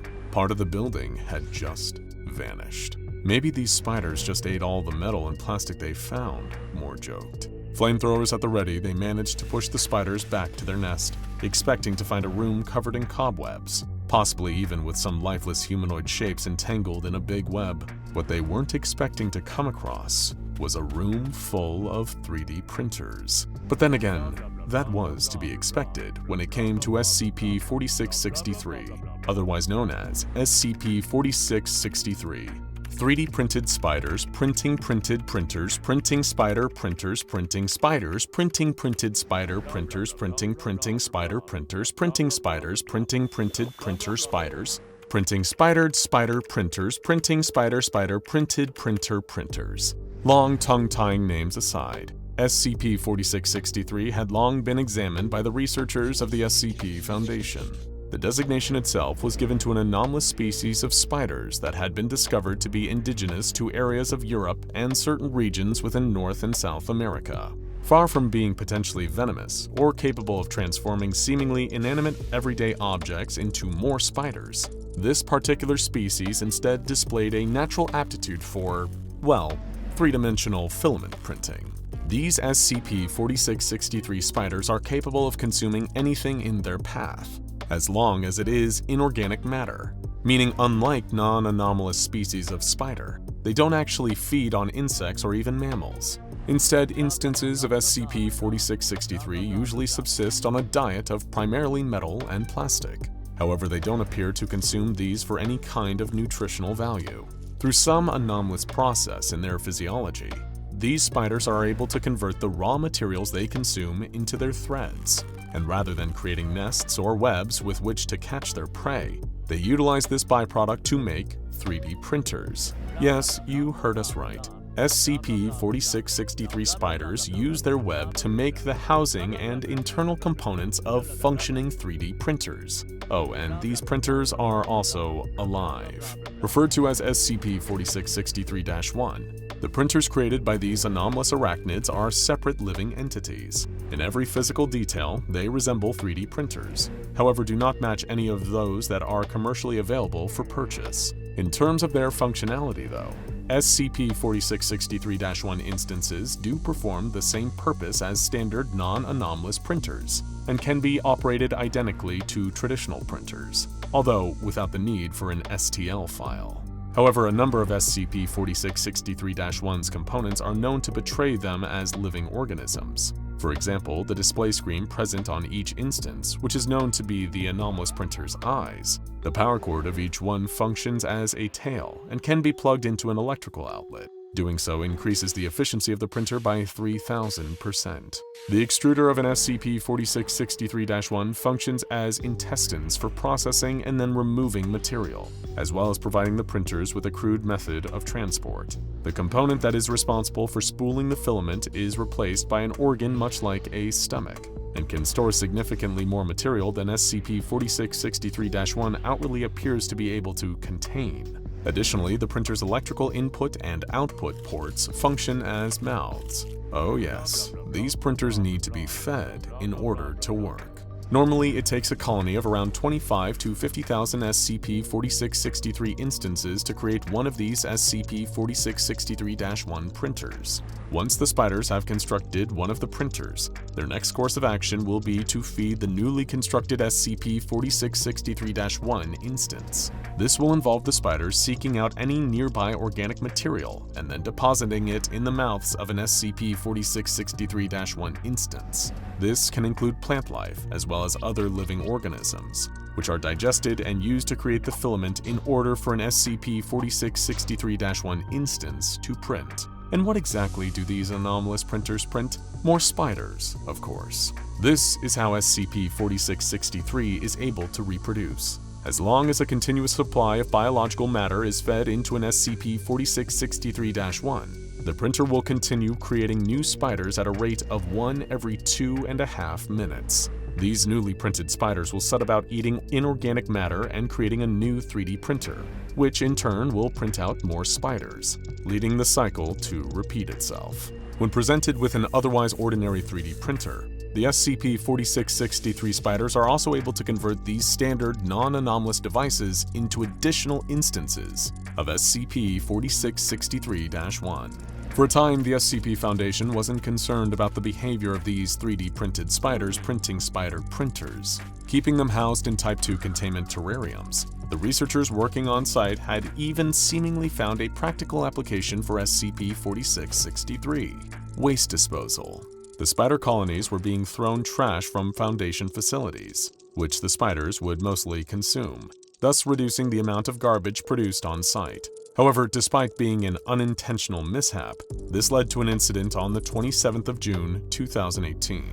Given the sheer amount of waste they'd been fed and thus used to make the thread to build 3D printers, one of the SCP-4663 colonies in Foundation containment had reached a population count of over 1 million spiders. Upon reaching this number, the anomalous spiders became frenzied and began pushing their numerous 3D printers toward each other. Once these SCP-4663-1s were close enough to each other, the spider colony began consuming their containment unit itself for raw materials. The printers were then able to create a much larger instance of SCP-4663, dubbed SCP-4663-2. This giant arachnid was over 9 feet in height and, upon its creation, promptly began to attempt an escape from Foundation containment. SCP-4663-2 seemingly acted as some form of leader for other instances of the anomalous spiders, or possibly even some kind of queen, given its ability to create 1,000 SCP-4663s in a single second. These newly created versions of the spiders were around 6 times larger than the average SCP-4663 instances, many of which were composed of varying combinations of inorganic and organic matter. This was owing to the fact that while traversing the Foundation facility housing it, SCP-4663-2 was also able to use any surrounding material it came into contact with in order to create these other spiders, as well as fashioning itself additional legs and more new SCP-4663-1 3D printers as well. Eventually, the larger SCP-4663-2 spider was captured. It had seemed to be heading towards a separate SCP-4663 colony in an apparent attempt to merge with them and add those spiders to its army. Following this breach, none of the SCP-4663 colonies that the Foundation keeps in containment are allowed to have a population bigger than 500,000. The spider writhed around in pain, trying desperately to free itself from the silk threads that were pinning its 8 legs down. Agony coursed through its limbs as the venom slowly made its way towards its abdomen. All around it, a number of spiders chattered their pinchers angrily and jabbed and poked at its dying body. The spider wasn't sure how much more pain it could endure before its body would give out. It had done wrong. It knew it had. The spider had fallen short of the manifesto, of the party guidelines, and of the ideals of the fearless leader. It had communicated with the outside world without permission, so it would be tortured, and it would die.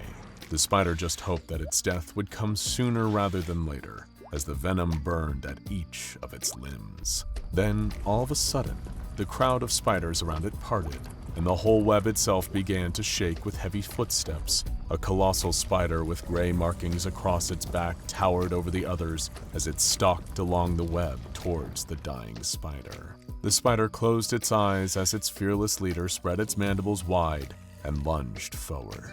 And from a couple feet above, with tears in his eyes, researcher Simon Parker scribbled furious notes into his notepad. He was sitting alone in the forest, surrounded by spiderwebs, with thousands of tiny spiders and 8 times as many legs crawling up, down, in, and out of every tree, web, and clump of moss in the clearing. It had taken him months to build up this level of trust with the arachnids. For the longest time, none of them had trusted him. In fact, many of them had wanted him dead. There had been numerous assassination attempts as he had conducted his research, but fortunately for him, most of the spiders in the colony were not particularly venomous to humans. That was, until recently. Professor Parker had a mole on the inside. Well, not a mole, but a spider. You get the idea. He had built up a relationship with the spider, as it seemed disenfranchised by the ideals of those around it. The spider had informed him just earlier that day that the arachnids in the colony had made a deadly breakthrough in their KGB equivalent unit, a toxin so powerful it could kill the man in one bite. This was all very fascinating for Professor Parker, who watched as his informant was tortured and eaten right in front of him. It was only once he wrote the closing line in his notepad that he stopped and wondered, exactly where was this hyper-venomous spider? He looked up just in time. A spider with terribly long legs and shiny purple markings on his back swung towards him, fangs spitting with venom.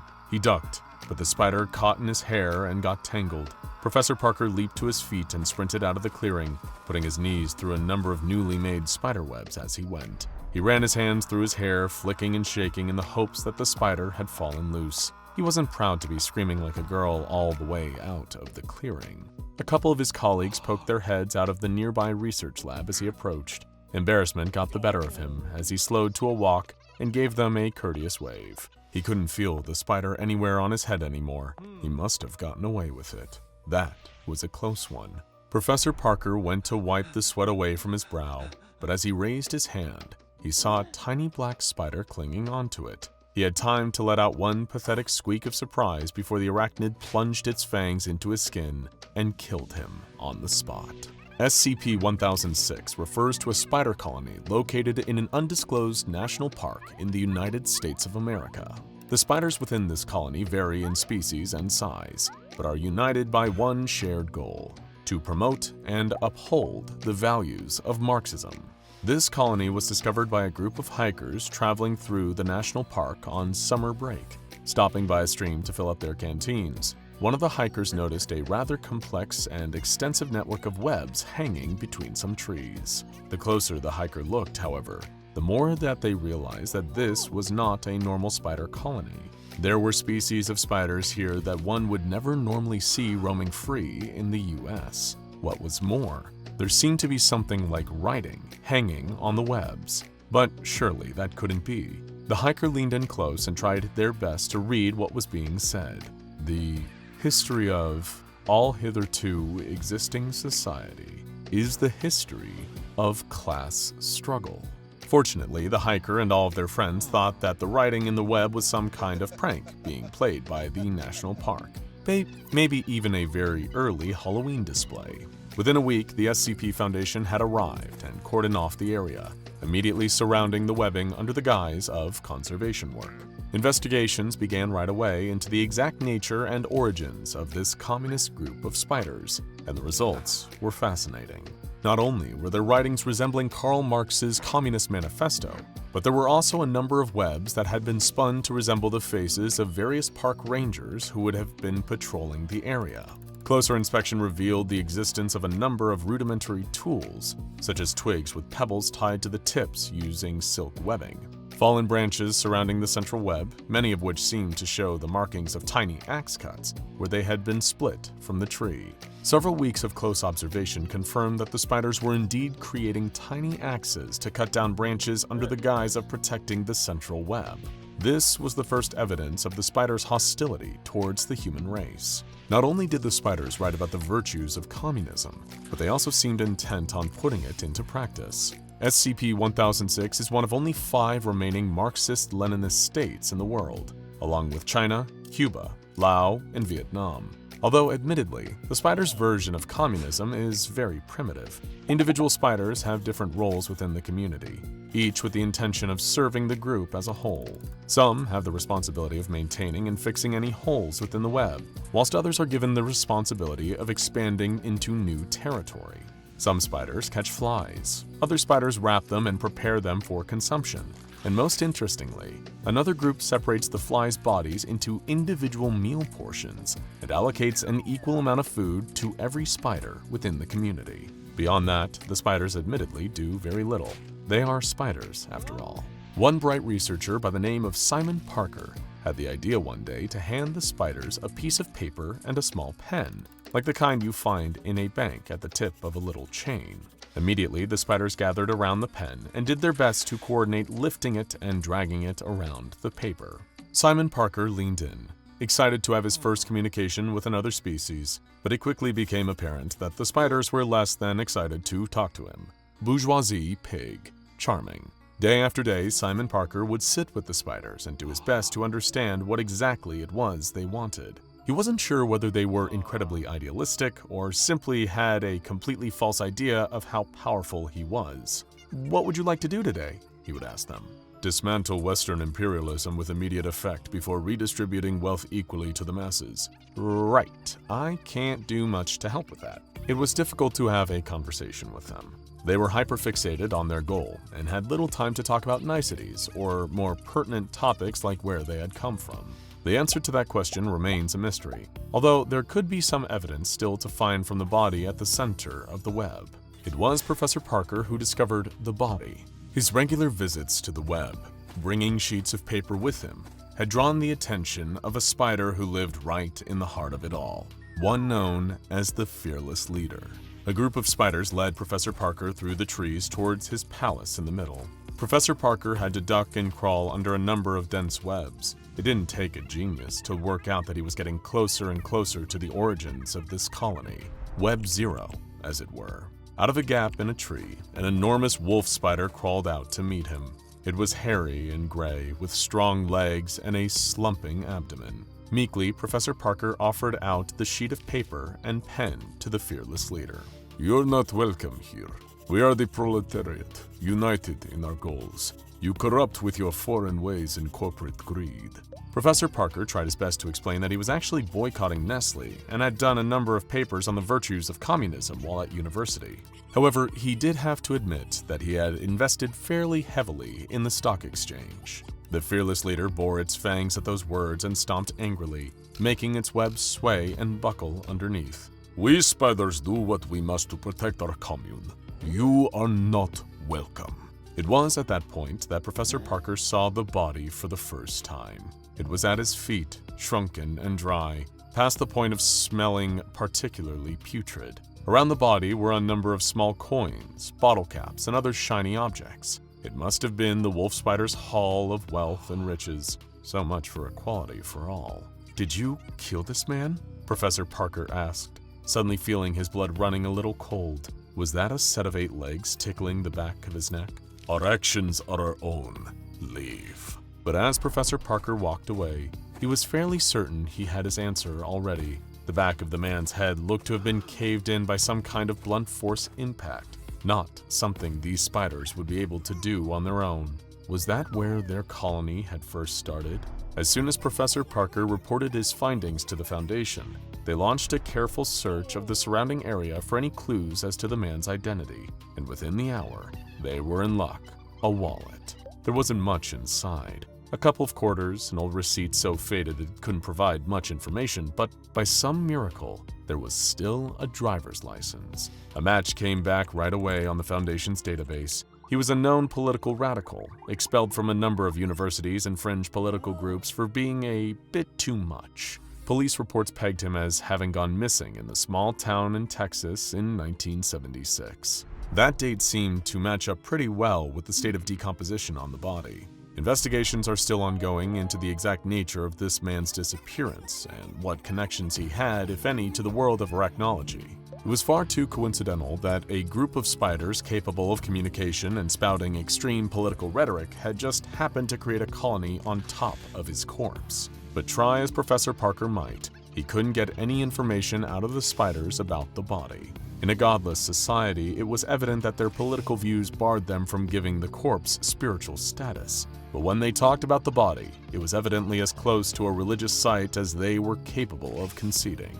Only one spider seemed to open up to Professor Parker. The spider had followed him out of the colony one evening after a long and fruitless day arguing about the benefits of privatizing certain industries. It swung down in front of him from a tree and waved him down right on the edge of the spider's territory.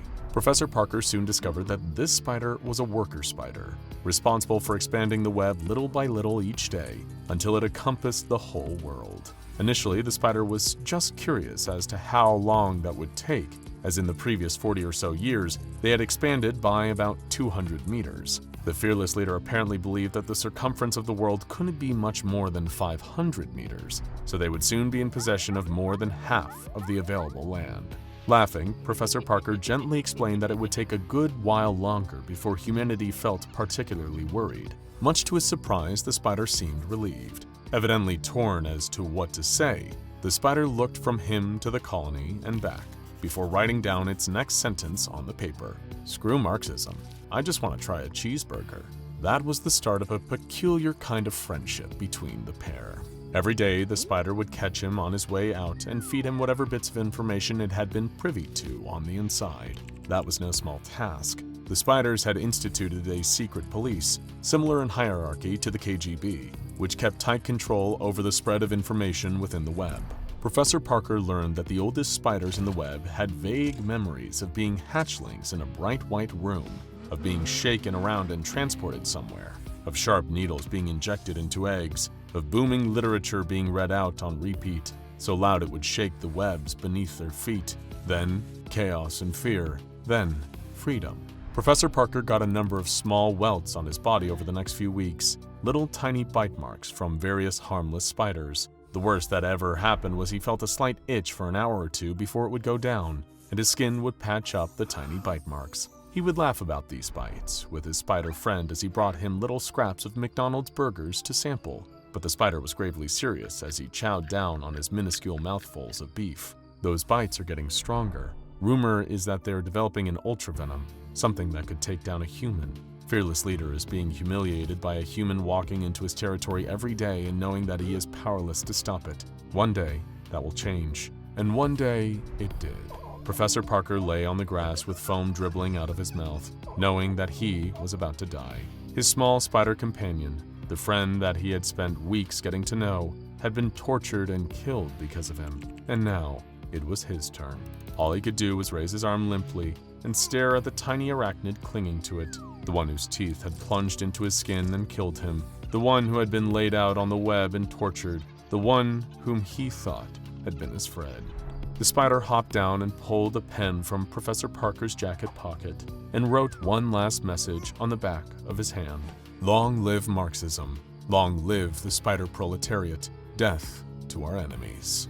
A D-class drag races through the testing zone, screaming at the top of his lungs and doing donuts. A mime who is also in the testing chamber stares with disapproval, tapping his foot impatiently. Did we mention that the car is made of spiders? Yeah, this one is going to be a weird one, folks. Stay tuned for one of the craziest SCP stories you've ever heard.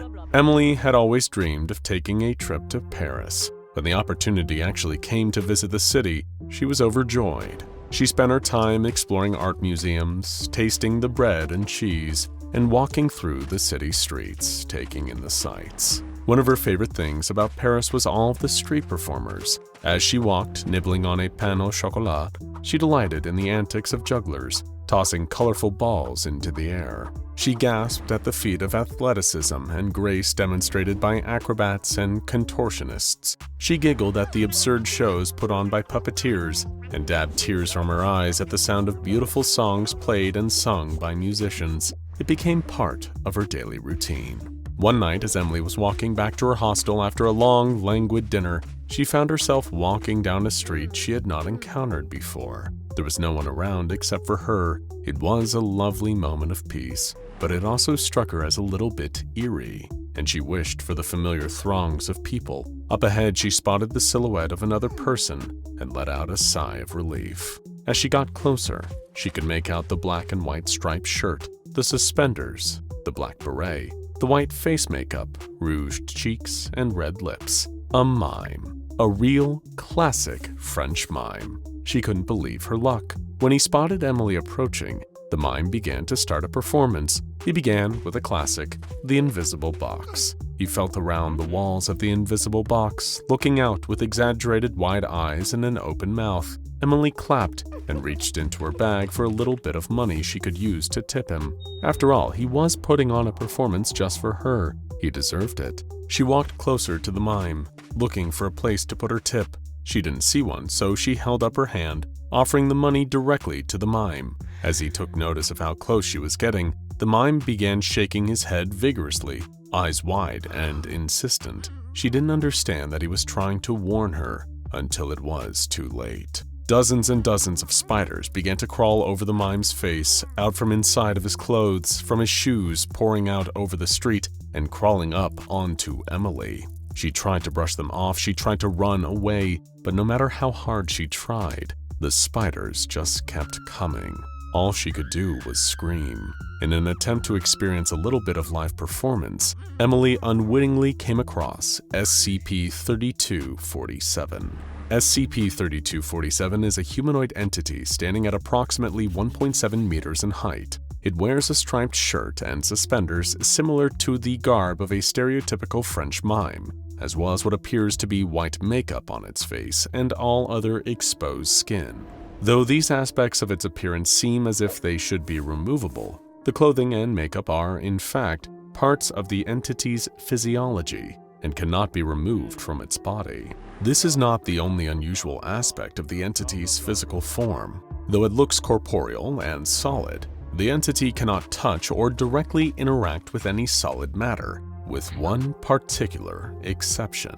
There is a colony of spiders living on and inside of SCP-3247.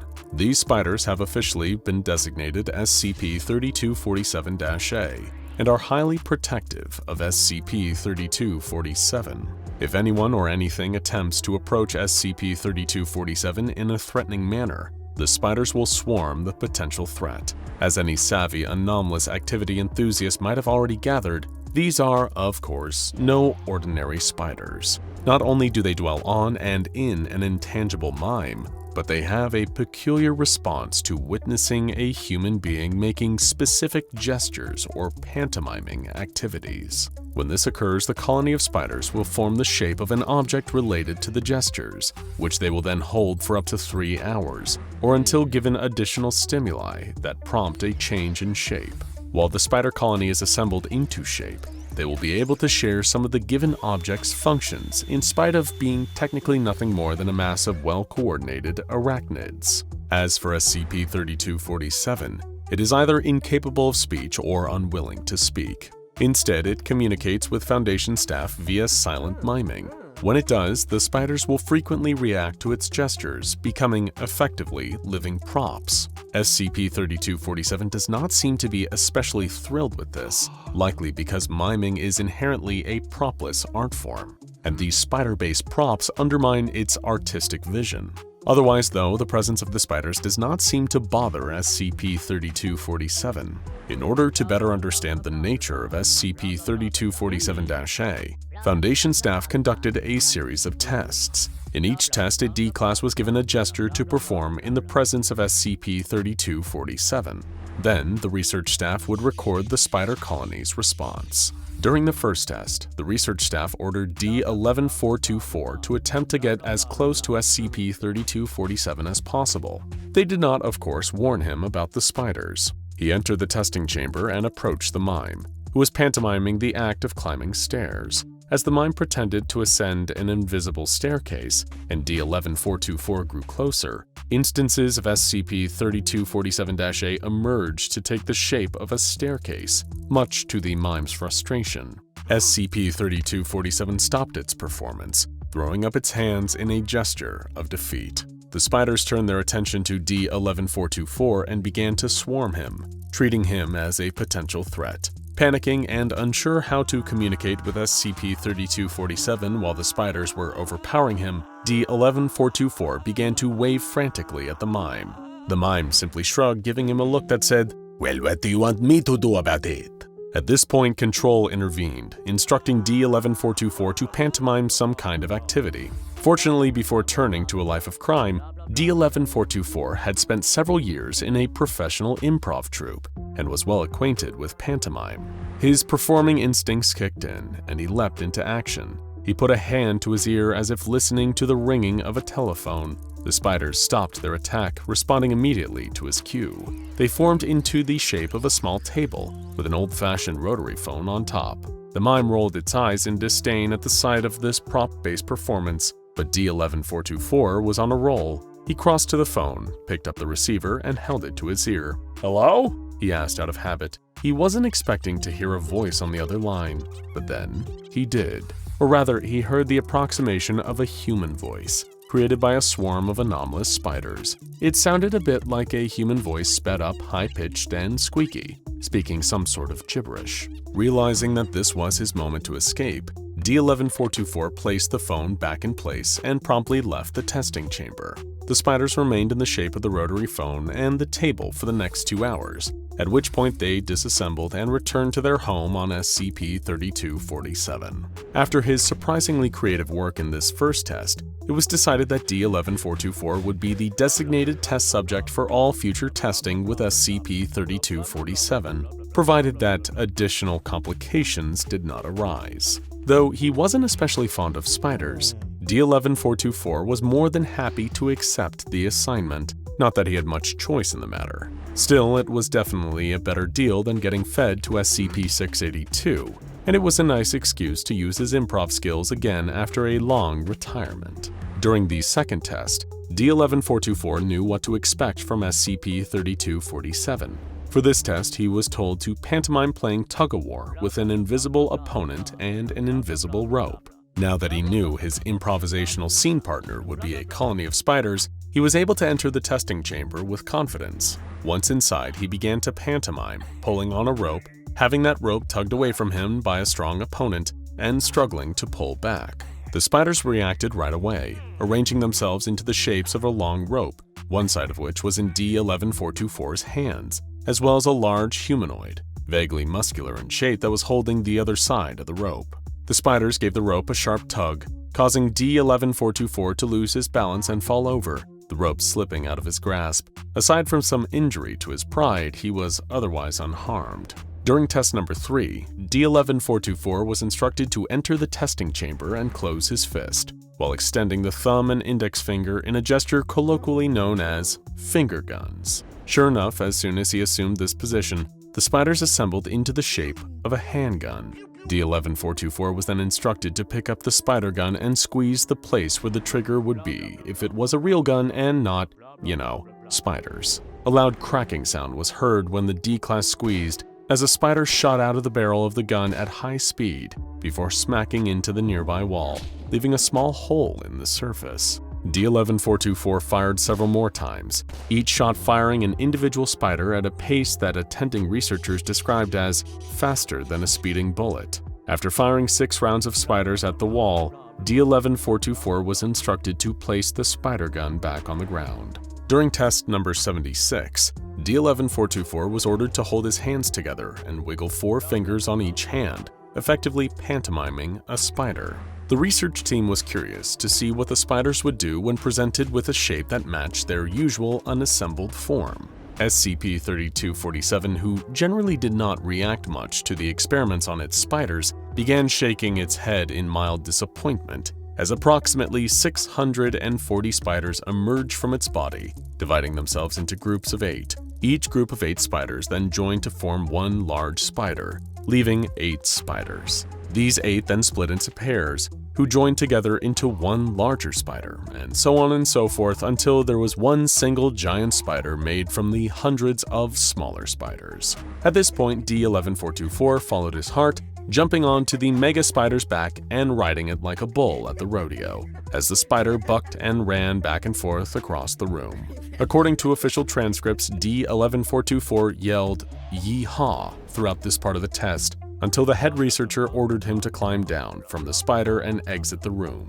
He was reprimanded for his behavior and warned that if he acted without approval again, he would be taken off the project and reassigned to a much less enjoyable position as one of the designated eyes on SCP-173. D11424 immediately agreed to comply with future instructions. During test number 133, D11424 was sent into the testing chamber and told to shadowbox. He danced back and forth across the cell, doing his best Sylvester Stallone impression and throwing punches in the general direction of the spiders. In response, approximately 3,000 spiders poured out of SCP-3247, assembling into the shadowy shape of a boxer, and began to attack D11424. The mass of spiders conducted itself at the level of a professional boxer, dodging D11424's hits before coming back at him with a jab, cross, lead uppercut, and rear uppercut before he could defend himself. D11424 fell to the ground unconscious, and guards were forced to interrupt the test in order to remove him from the room and take him to the infirmary for medical treatment. After taking some time to recuperate, D11424 returned to testing with SCP-3247-A. He was instructed to mime steering a wheel, such as that of a car. Immediately, a number of spiders previously unseen during testing emerged from SCP-3247, arranging themselves into the shape of a sedan. D11424 was then commanded to climb inside of the spider car and see if he could start it. He refused, insisting, "I'm not getting in a spider car, are you nuts?" When pressed by Control to comply with orders, he made a rude hand gesture. I'll let you guess what that was. The spiders began to scramble to reassemble themselves in response to the changed gesture, prompting Control to stop the test early to spare the researchers' sensibilities. With strict guidelines to avoid inappropriate or violent gestures, D11424 was sent back into the testing chamber with instruction to try out a variety of animal-inspired gestures in rapid succession. He formed one hand into a fist and made a peace sign with the other hand, putting them together to make a snail. As he made his hand snail crawl through the air, the spiders crawled onto the floor and assembled into the shape of a snail in front of D11424. Though the spiders moved quickly, at their usual scuttling pace, once they formed into the snail, they slowed to a gradual creep. D11424 noted a shiny, slimy trail left behind on the floor as the spider snail moved. He was asked to consider touching it, but refused, simply stating, "Ew, no." Next, he took his hands and formed the shape of a wolf's head howling at the moon. The research staff were curious to see if the spiders would form a wolf's head or the animal's entire body. They got their answer as the spiders swarmed and shifted, forming the shape of a full-sized gray wolf. The wolf padded back and forth across the room before sitting down, lifting its head and emitting an audible howl that sounded almost indistinguishable from the real thing. Next, D11424 crossed his thumbs over each other, fluttering hands like a pair of wings. The spiders separated into smaller groups and came together to form butterflies similar in size to a monarch. These spider butterflies began to flap their wings and, much to D11424's surprise, they took flight and swirled through the air around him. The D-Class was so moved by the beautiful sight that he shed a single tear, which he promptly wiped away out of embarrassment. Control then prompted him to try the next animal gesture. D11424 used his hands to form the shape of a rabbit. Several of the spiders crawled away, returning to SCP-3247, and the remaining spiders took on the form of a rabbit. The spider rabbit hopped realistically around the room, twitching its ears and tail. At this point, D11424 was instructed to offer the spider rabbit a carrot. He produced a carrot from his pocket, holding it out in front of him. The spider rabbit hopped over to him and, one crunch at a time, began to eat the carrot until none remained. D11424 appeared shaken up and asked to leave the testing chamber. As he followed all of his instructions, this request was granted. When he exited the chamber, all he would say was, "Where the hell did the carrot go? It doesn't have a stomach, it doesn't have a mouth, where did it go?"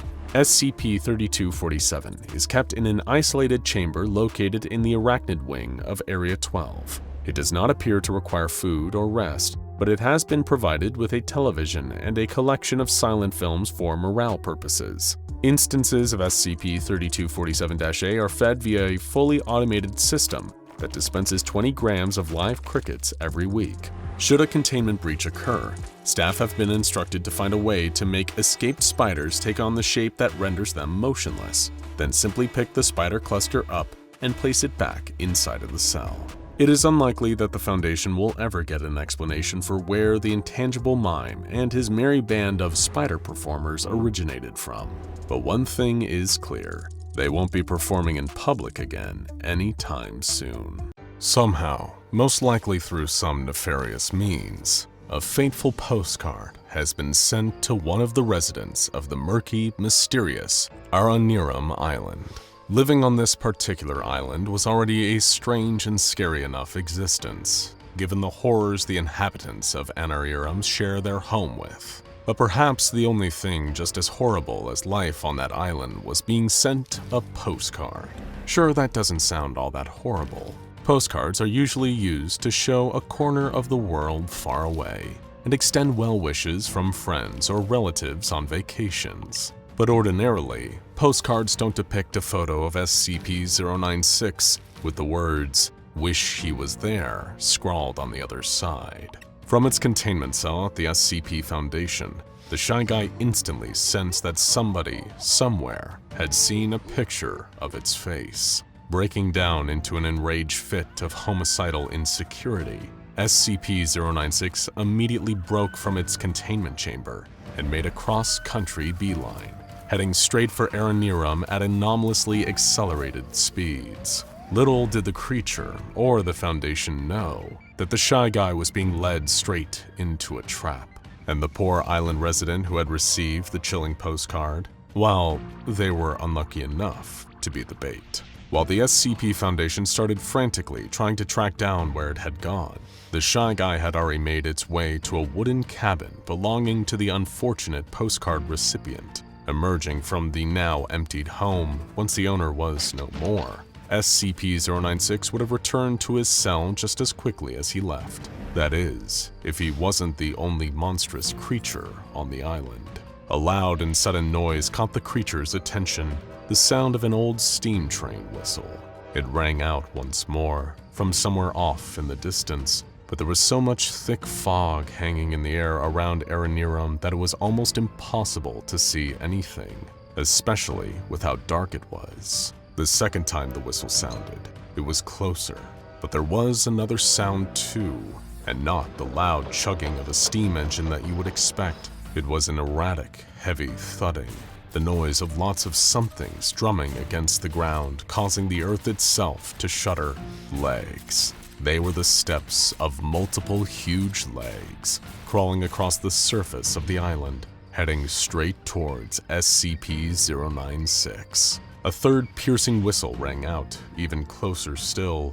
This time, the orange glow of a light could be seen, dulled by the surrounding fog, but getting brighter and clearer as it came closer. The light was casting shadows against the dark fog, long, spindly shapes of spidery appendages, until before the Shy Guy's eyes, a creature of pure nightmares came bursting out of the fog. It was a monstrous sight, even to SCP-096. Its body was the red front engine of an old-fashioned steam train, hoisted off the ground by 4 pairs of enormous black, spindly, spider-like legs that propelled the beast forwards at a terrifying speed. Able to move without the limitations of needing to follow a railroad track, the monster was barreling towards SCP-096 with a twisted smile on its grotesque face. At the front of the locomotive was its circular face, with its unnaturally white eyes and a mouth that sported rows of razor-sharp teeth, all covered in blood.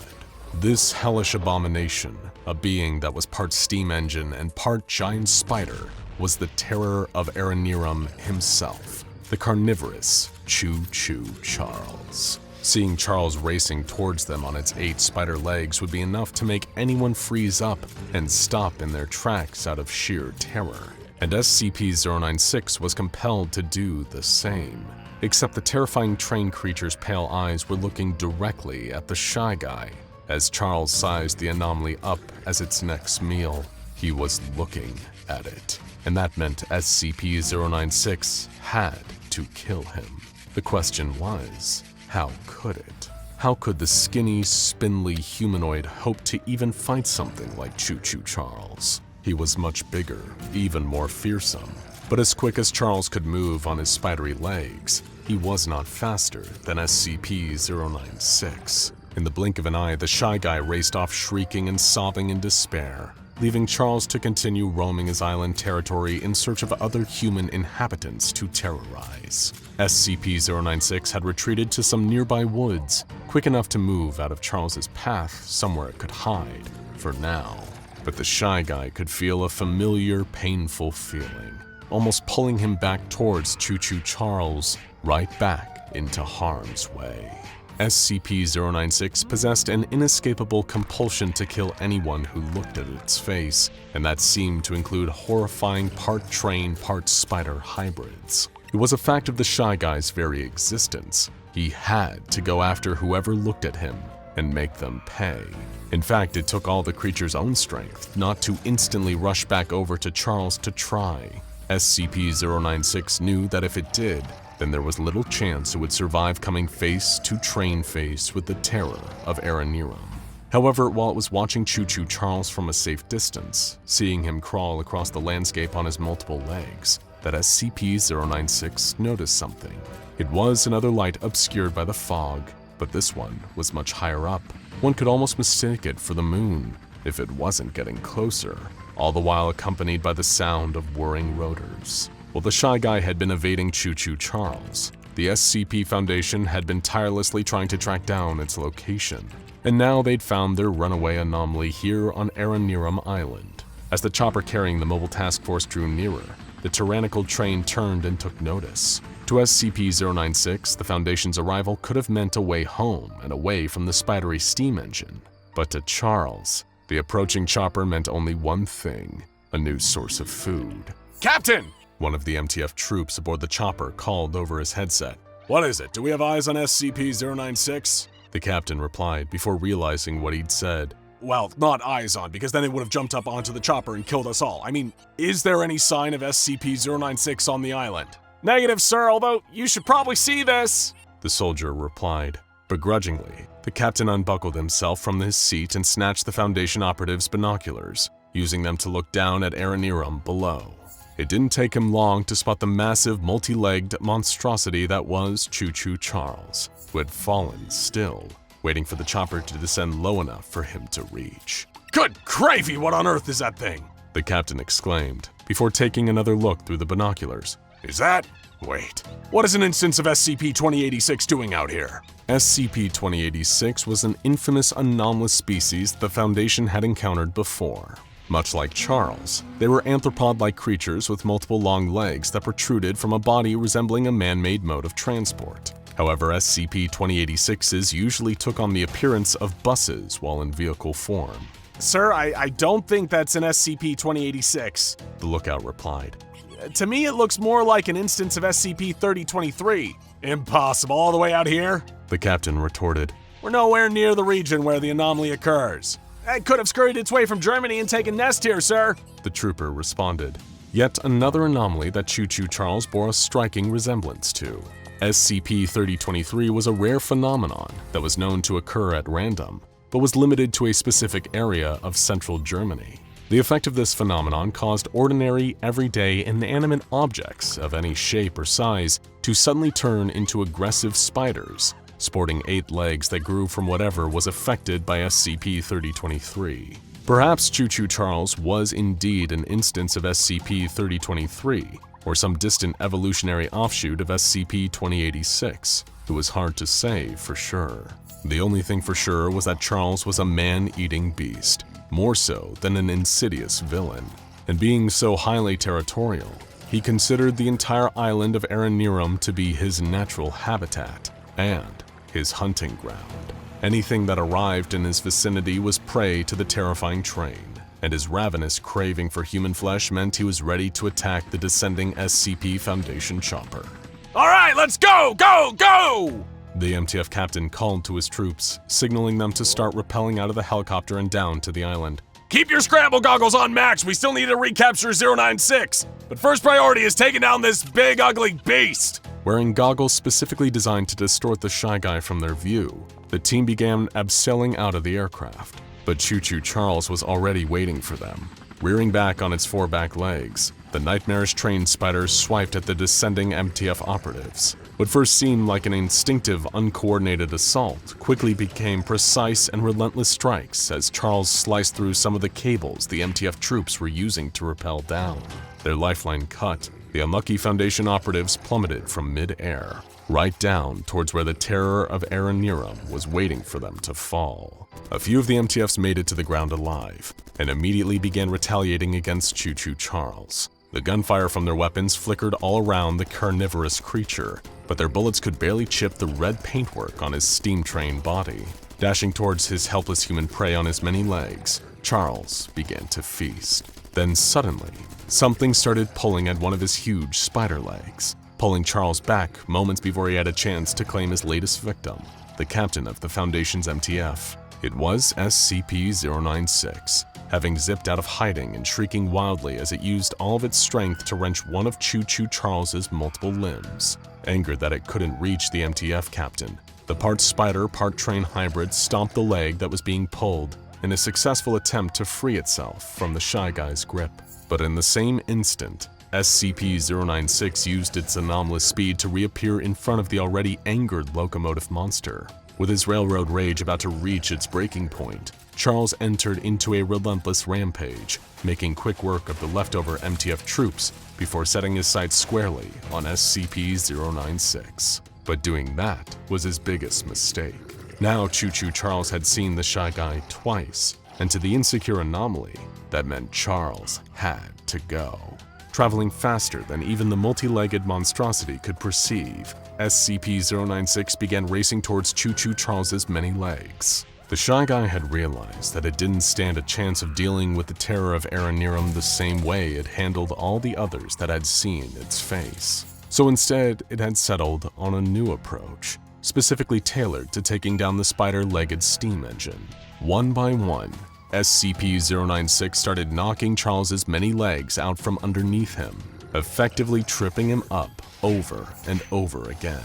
The Shy Guy moved so quick that the cumbersome Charles could barely react in time, having one leg after the other knocked out from beneath him, causing him to tumble to the ground. Normally, CHOO Charles was smart enough to retreat if he encountered something that could fight back. If he was injured badly enough, the spider-like creature would scuttle out of harm's way in order to heal his wounds. But the rage at being constantly tripped up by SCP-096 was distracting Charles from the Shy Guy's true ploy.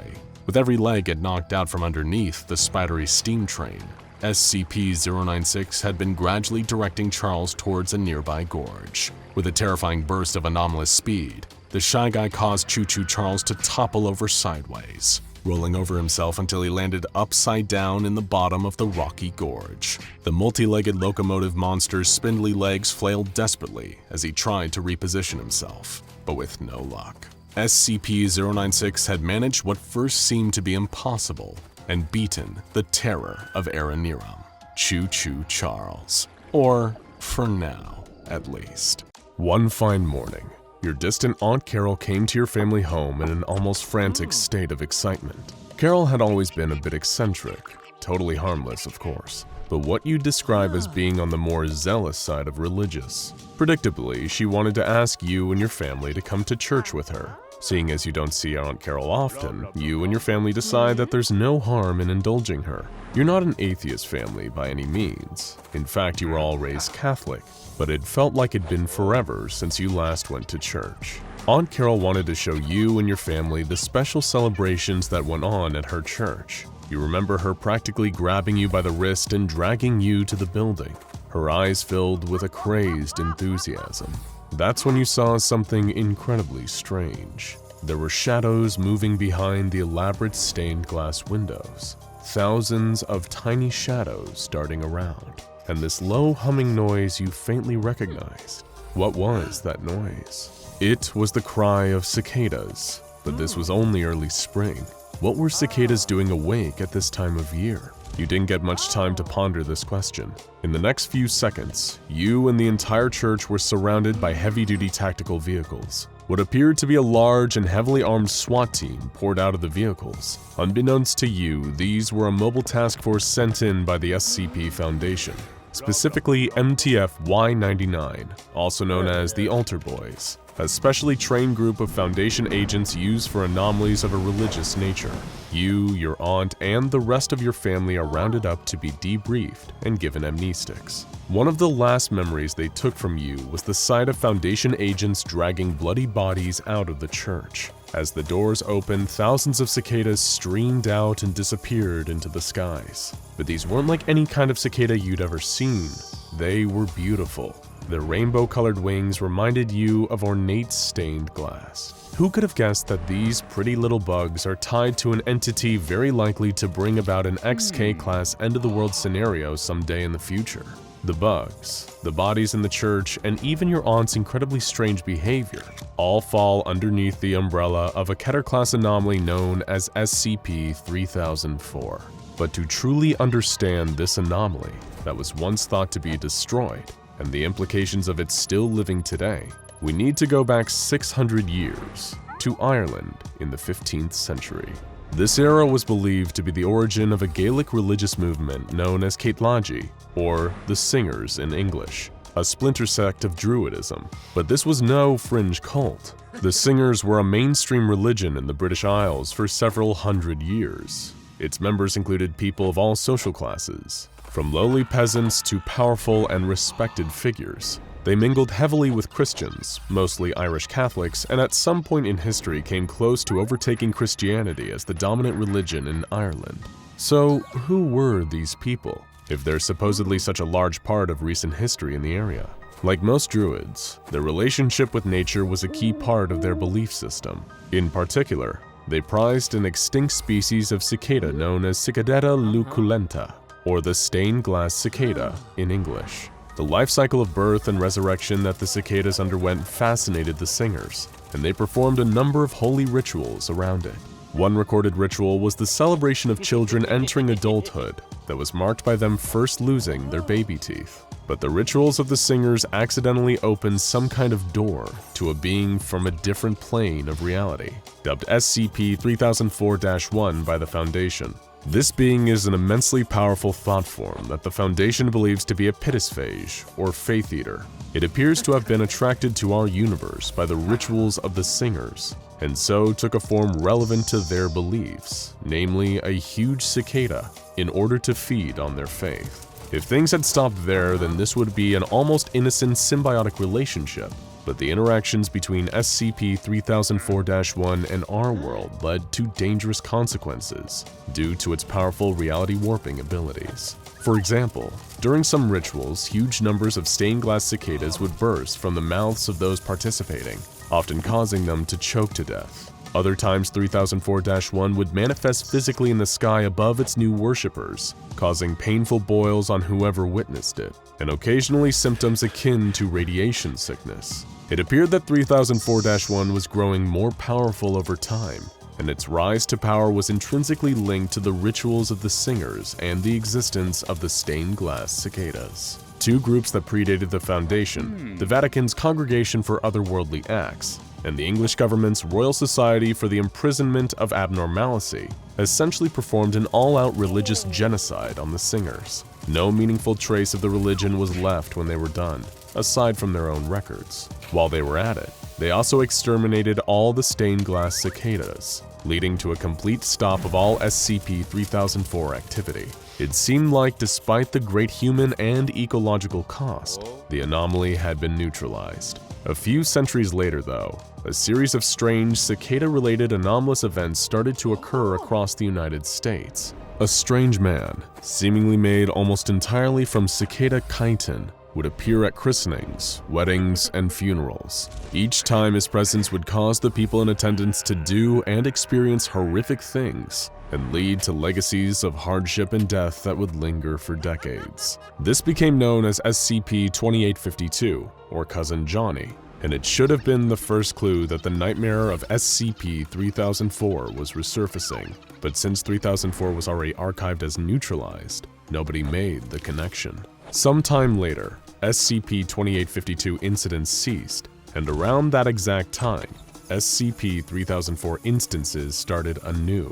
It manifested in the form of strange, anomalous activities taking place at Christian church services, specifically those from Roman Catholic, Eastern Catholic, Anglican, and Episcopalian communities. The only clues to outsiders would be an increase in reported church attendance and an increase in deaths from natural causes within the community.